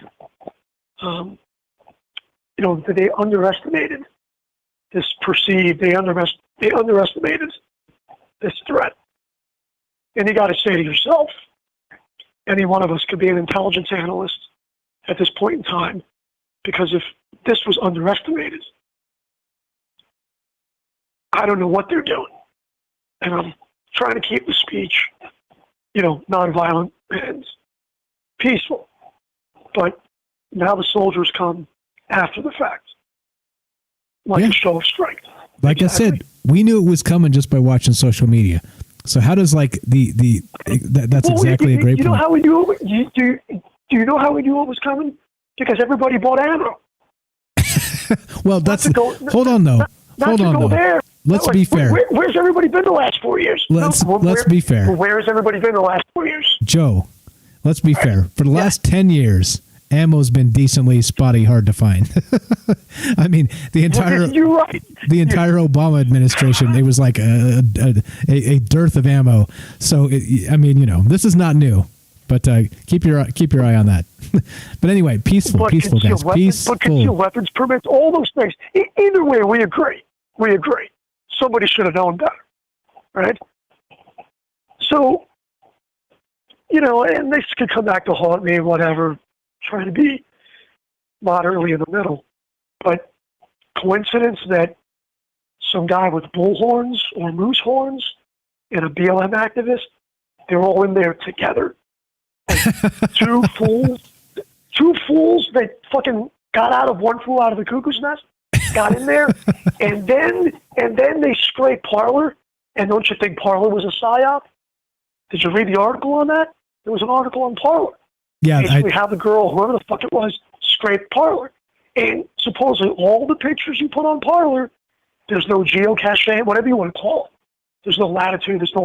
But no, there is. There is. So okay, let me explain. So if you put a picture on Twitter, they strip your geolocation data from the photograph, all right? But supposedly, if you put the photograph on Parler, they didn't strip that metadata, so they would know exactly when and where you took that picture and with what kind of phone. so anyway, there you go. Just to clarify for people that didn't follow that. Go ahead. Go right ahead, sir. Carry on. No, it's the same. Well, it's like Bitcoin. Some people think Bitcoin. I mean, look, years ago we were talking about Bitcoin, right? That Bitcoin could be the FBI. Bitcoin could be anything. Nobody really knows, right? And now there's a little bit of news here and there that there were Bitcoin transactions before that event went down, in D.C. I just, like I had called earlier when you had the news show. Anybody else that's listening, I got to get that book. It's called We Are Harmonized. And it's about the Chinese state and that social credit score and how it's a slippery slope in America is going to go down if we totally open up into a full security state where we do rat out our parents or we do rat out our neighbor. I would encourage anybody, everybody in the show here, really good ideas and on board, and I think we all want the best for respective countries and respective neighbors. But I encourage anybody to just Google propaganda in democracy. And I'm reading something now again, basically in World War I, when the soldiers stopped fighting over Christmas time. I forget what they called it, but there was a peace. And when the soldiers went back to their respective sides, they didn't really want to fight again.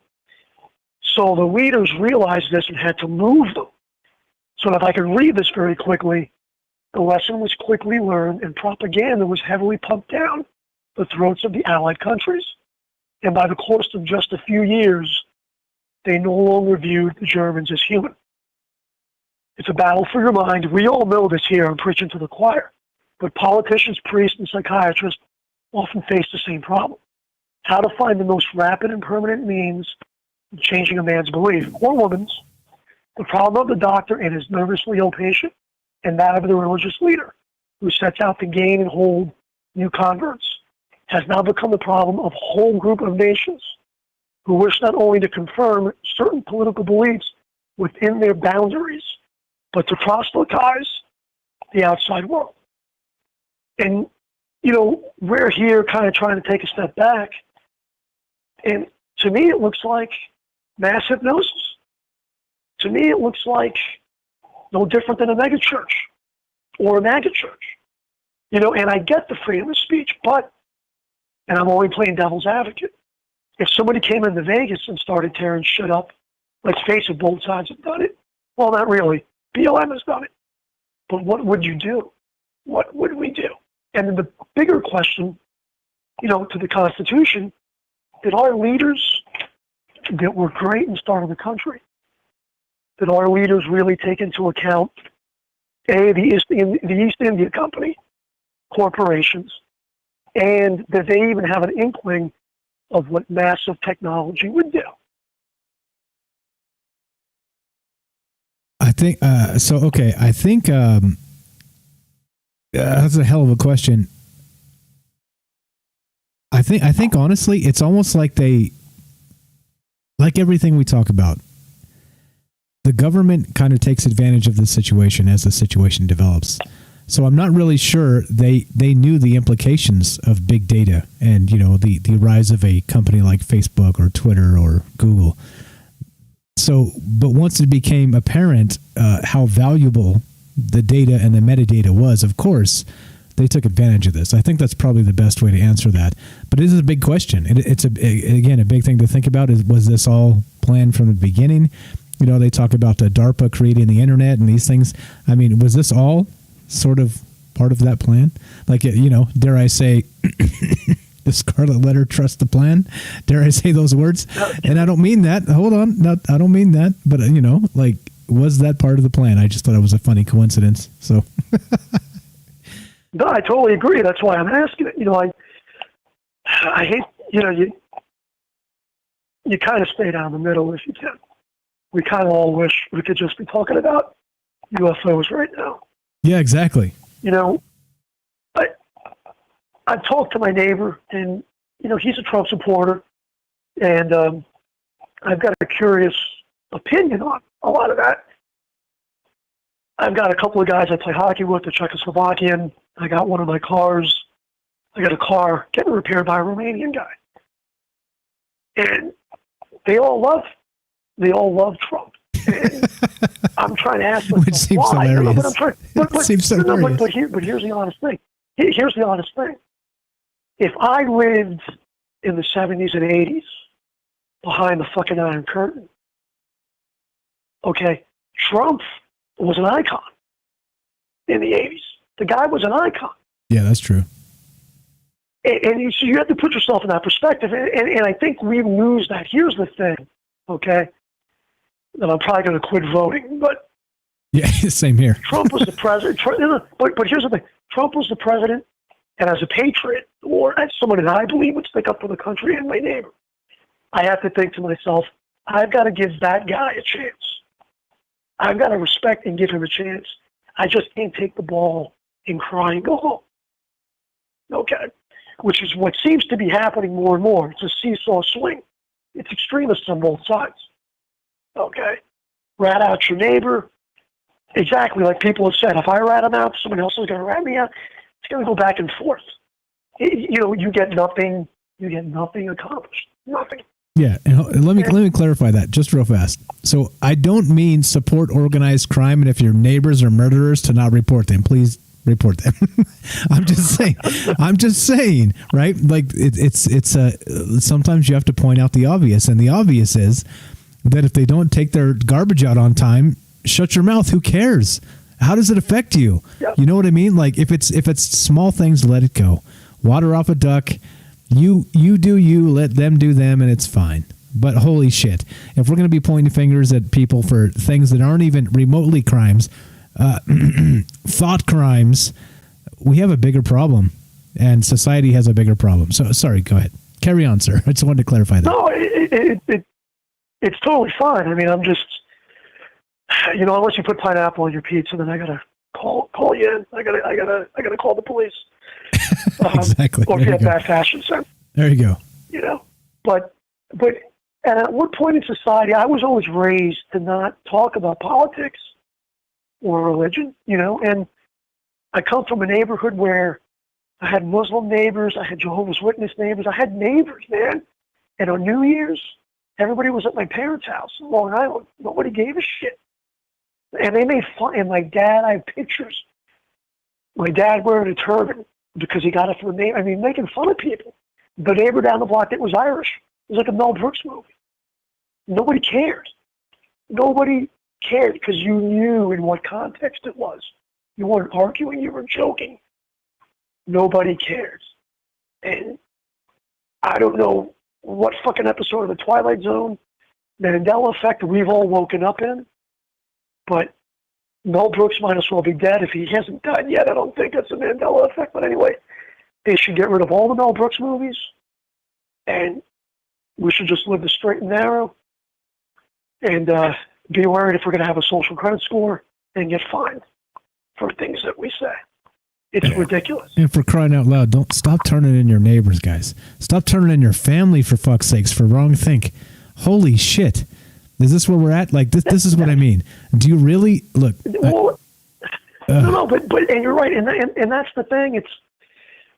It's where do we go? And what scares me the most is this will be rammed down our throats for more than anything. Not for it's going to be rammed down our throats for more than to make profits on Wall Street, because again, capitalism. To move on, capitalism has to consume, and it has to make industries. That's why you have a private jail system. That's why they want to privatize schools. That's why they want to privatize every goddamn thing. That's why they want to sell more security cameras. That's why they want to sell more bullets and guns. And they want to come after your bullets and guns. That's why they want to sell you more knives. That's why they want to sell you this, that, and the other thing. Yeah. They're looking for an excuse to get contracts. Exactly. So and not only that, and pay for themselves. Not only that, who gets the contracts, Joe? Is it you and me? No, it's not. It's not. And then they're going to control the data. Then they're going to control the fucking data. Exactly. And you could go to whatever server site, whatever it is you find. Any corporation is a corporation. It does not belong to a country. Okay?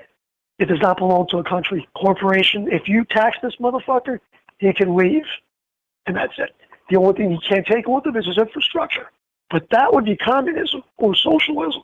I don't know. But it's a slippery slope that we're at. And let's not forget what we have said in the show before. In any democracy, propaganda is built in. And at some point in time, the propaganda is allowed to flourish to such a point that it defaults or starts to destroy the democracy. That is inherent in every democracy. And so far, none of us here in this little circle have had a solution for it. Except, remember, now look, the flow of dollars controls all. And you, as an individual, control your flow of dollars. So I encourage you all to maybe revisit your flow of dollars and where those things go to. And maybe understand that inadvertently, the things we hate, we may be funding. Because I'm starting to do that. Like I said, I'm not shitting you. I saw that information that GoDaddy dropped AR-15, and I was like, "Fuck you! I'm out." And I was hosting my domain names on GoDaddy, and I went straight there. I transferred them off. Sorry, you don't get my money. Like if you're gonna play bullshit games like this, and I'm giving you my money, we have a problem. And so I gave my money to somebody else. You have that ability, guys. Pay attention when these things happen. And here's the big thing. I mean, you took your money out. The only problem is with Facebook and all these other sites that are free, again, we go back to that movie, The Social Dilemma. We're the product, or whatever it is. They make money off of us. We're the product. So somebody has to figure out a way to reverse that, whether it's we pay for our sites, and we log in, and there's some kind of rules where our privacy is absolutely guaranteed. I don't know. I've been kind of juggling that in my head because, everybody's like, yeah, our privacy and blah, blah, blah, and our freedoms. But the excuse is they are private companies. So at one point in time, do I have a platform for free speech? Or is that even allowed? Aside from me opening up my front door and screaming and yelling with the bullhorn, jumping on a horse. Don't forget the bullhorn, bro. You got to have the bullhorn. You can't just shout. You got to make sure you got a bullhorn. Otherwise, people don't hear you. I know. Anyway, good talk. I hope everybody's okay out there. I'll let you go. Maybe I'll call you next week or sometime. So. Do the best, Joe. Hey, Tuesday we got Bigfoot. We got a dude. We got a podcast. A dude and his brother talking about Bigfoot. They wrote some books. We're going to be doing that on Tuesday. I appreciate the call. I appreciate all your thoughtful input. I appreciate your enthusiasm.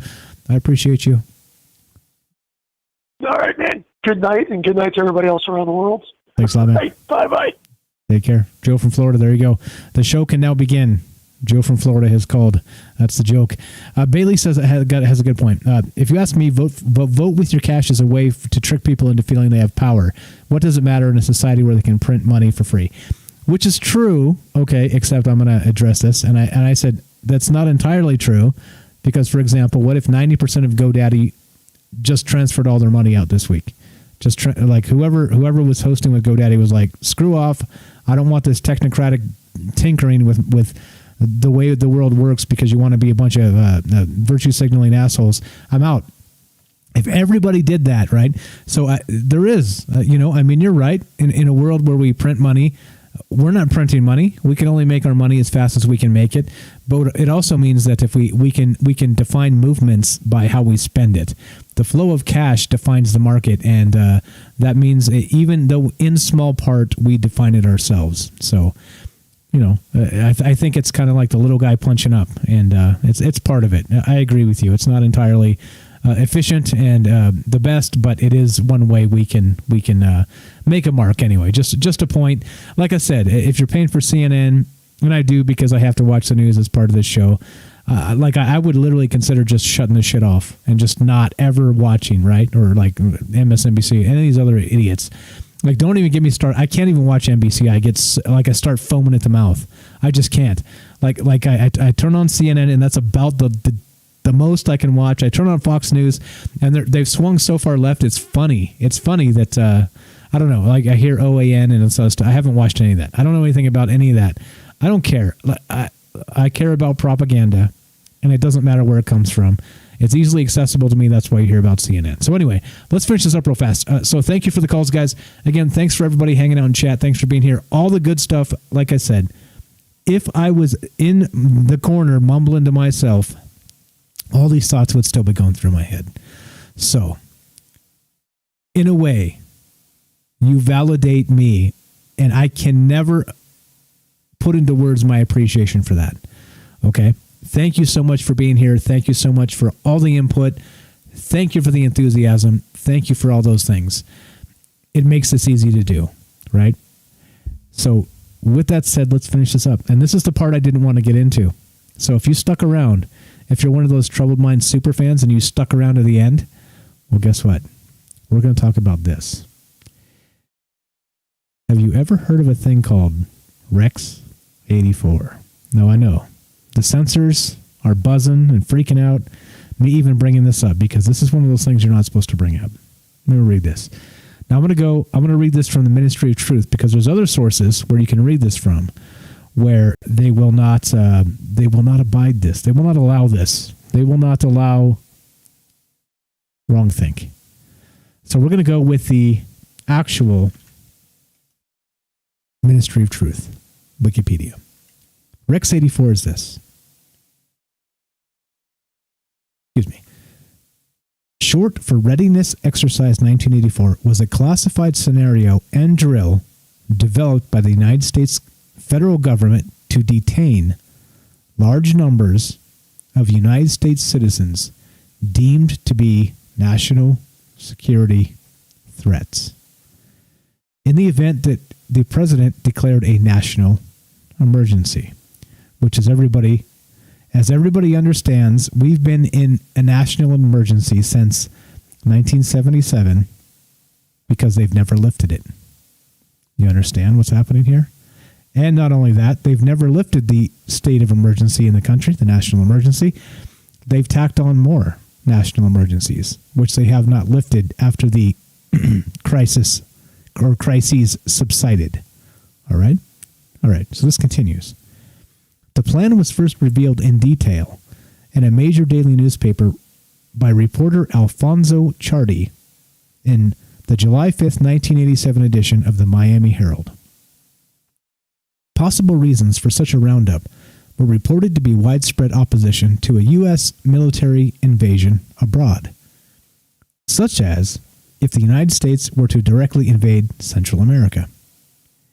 To combat what the government perceived as subversive activities, the plan also authorized the military to direct ordered movements of civilian populations at state and regional levels, according to Professor Diana Reynolds. Existence of a master military contingency plans, which of course Rex 84 was a part, Operation Garden Plot, and a similar exercise, Lantern Spike, were originally revealed by journalist Rod Riddenhauer, who summarized his findings in an article in Counterspy.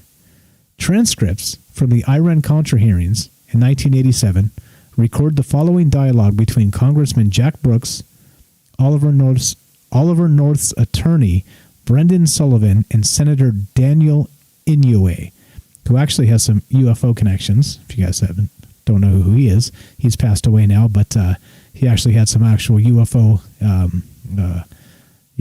Anyway, we'll get to that at another point, I'm sure. So anyway, he at the time he was the Democratic chair of the Joint Senate House Committee. Now here's the transcript. Congressman Jack Brooks says this: Colonel North, in your work at the NSC, were you not assigned at one time to work on plans for the continuity of government in the event of a major disaster? Brendan Sullivan, who is North's counsel, agitatedly says, Mr. Chairman, step in here, stop this. We're not going to talk about this. Senator Daniel Inouye says, I believe that question touches upon a highly sensitive and classified area, so may I request that you not touch upon that.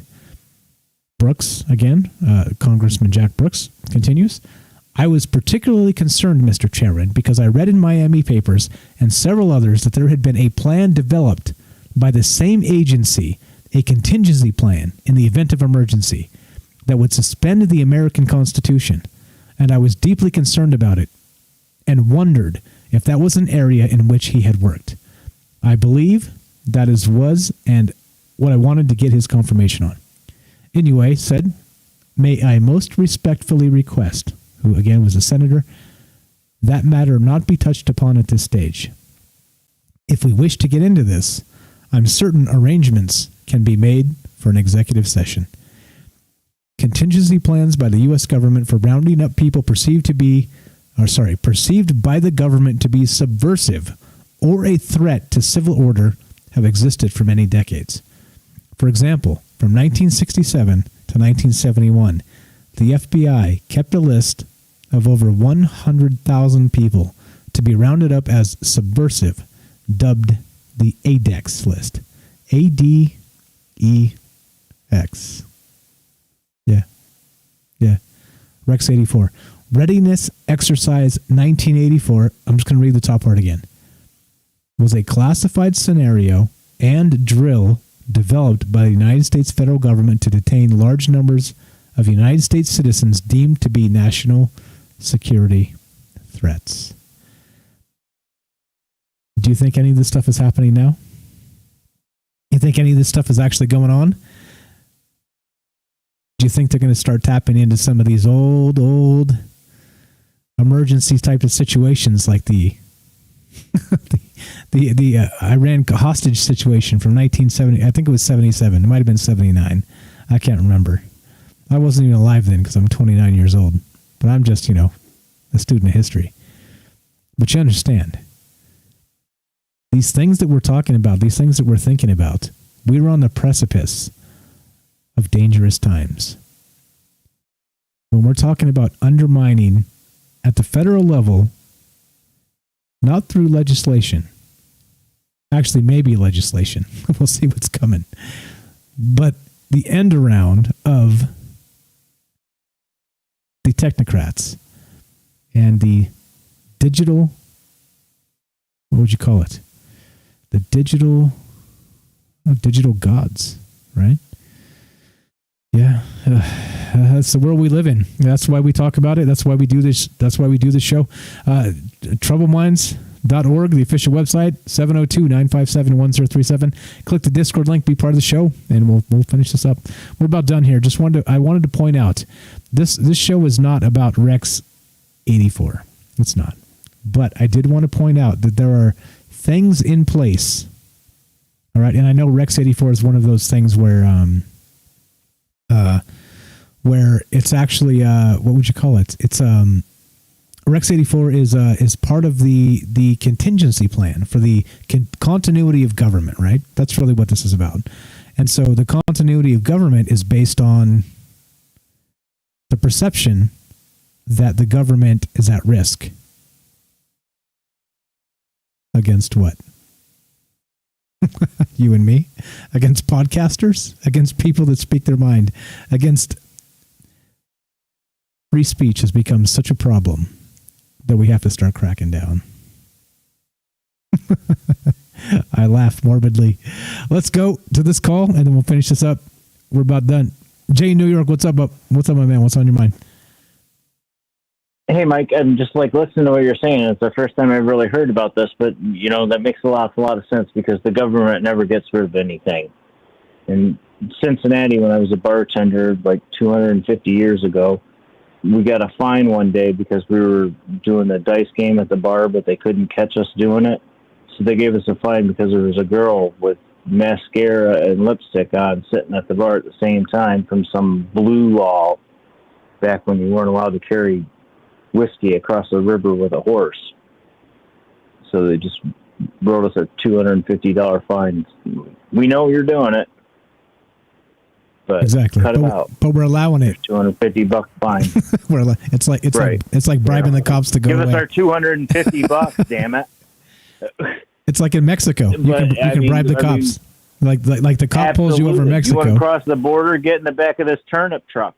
When you get off, you carry them over to the other one. Right. But hold on, that's not what I'm saying. I'm saying like in third world countries, you can just, the cop pulls you over. You're like, what's the fine? They're like, this much money. You're like, what if I pay you directly that much money? They're like, well, I guess you don't get a ticket then. It's like, yeah, you're right. I don't want to get anybody in trouble. The guy that pulled me over in South Dakota has got to be dead by now. It was a state trooper. But I was doing like, I don't know, pretty fast. I was super duper cruising really. And I asked him how much the fine was going to be. And I said, well, can I just like pay it or something like that? And he goes, yeah, it's $50. And I was like, thanks. And he goes, maintain a safe and reasonable speed. Have a nice day.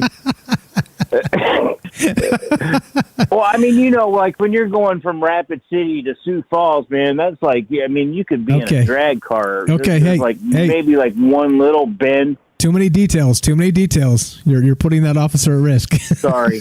You're good, man. You're good. Jay, you're the best, man. Thanks for calling. Final thought. We're gonna finish this up. Let's help me round this up. Help me finish the show up. Well, I was calling to let you drink the rest of your beer. Really. Thank you.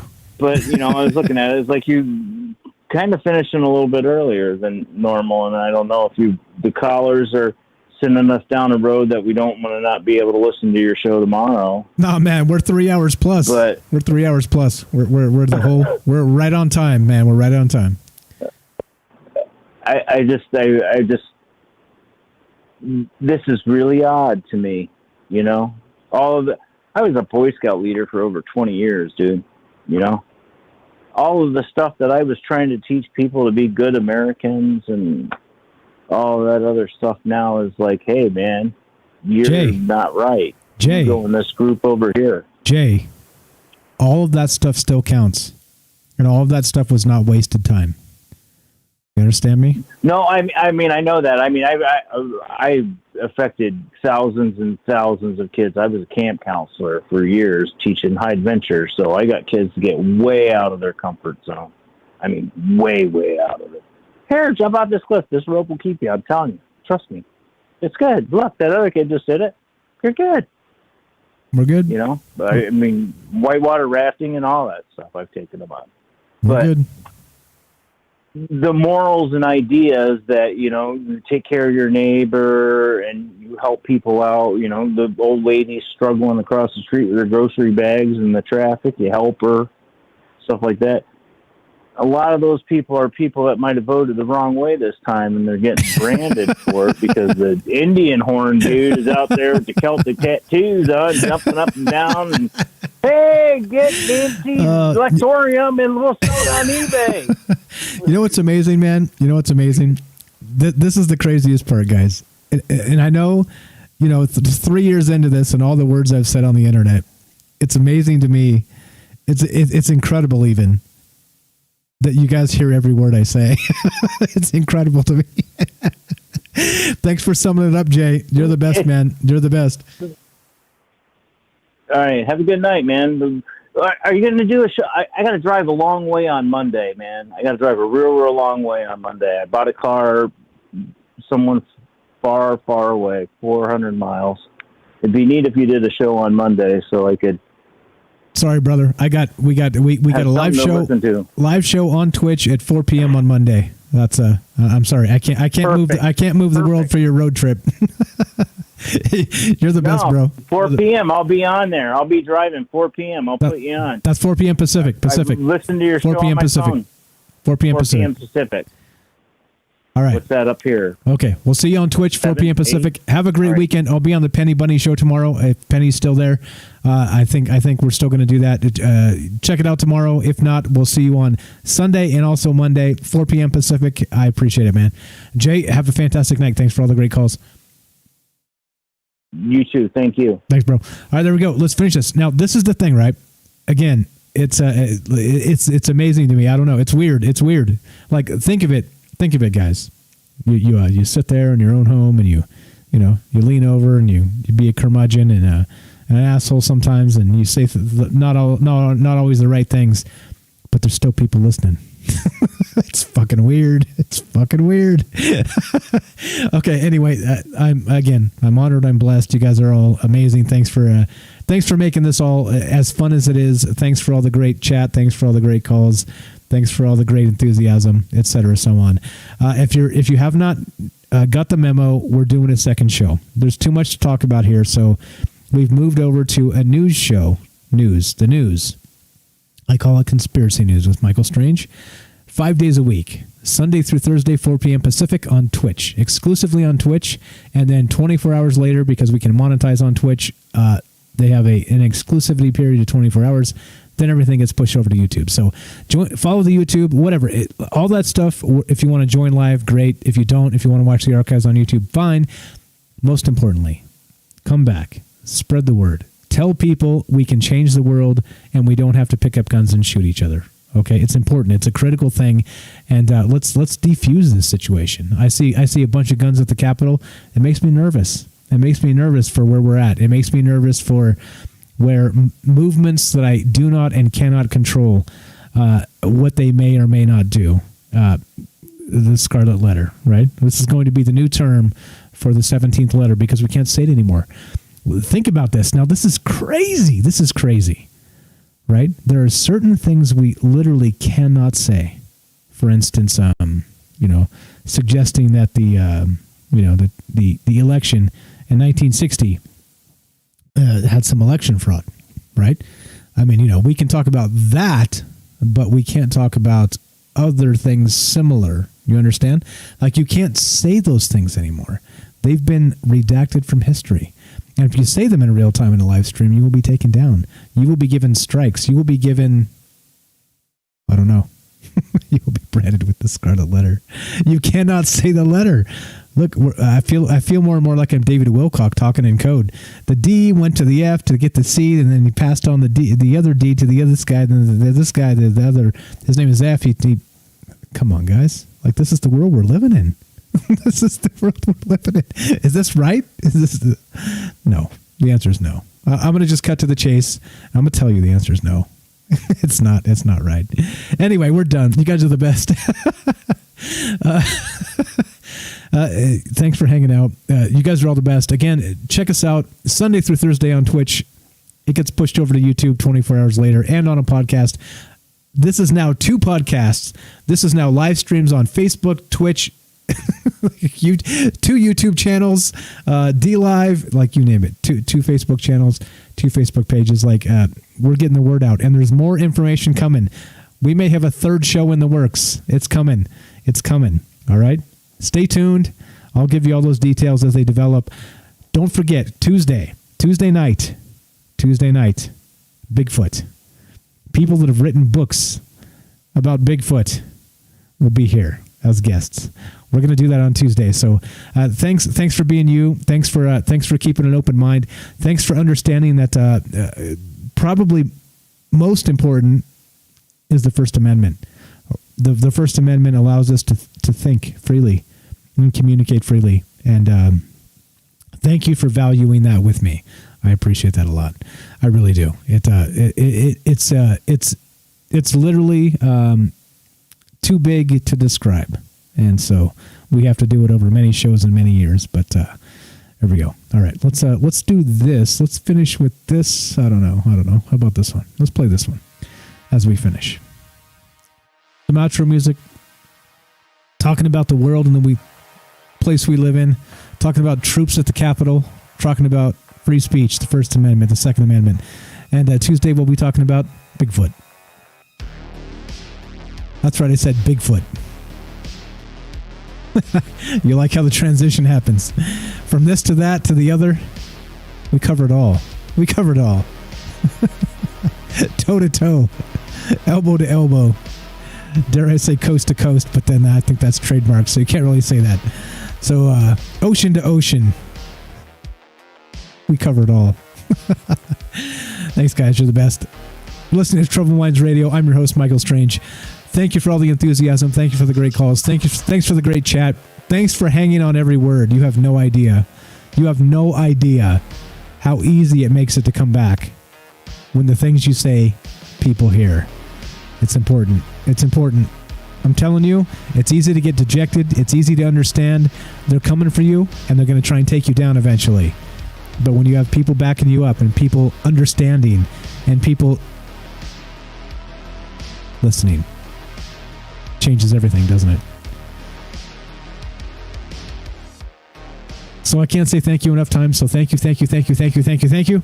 I feel like Wolf Blitzer, breathlessly trying to say Orange Man bad in 90 seconds, and then 90 seconds later trying to top himself. Thank you. Faster.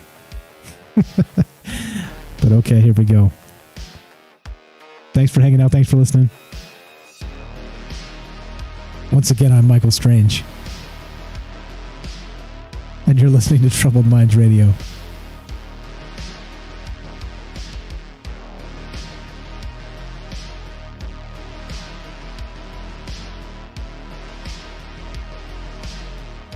For more Troubled Minds to yours, have a great night.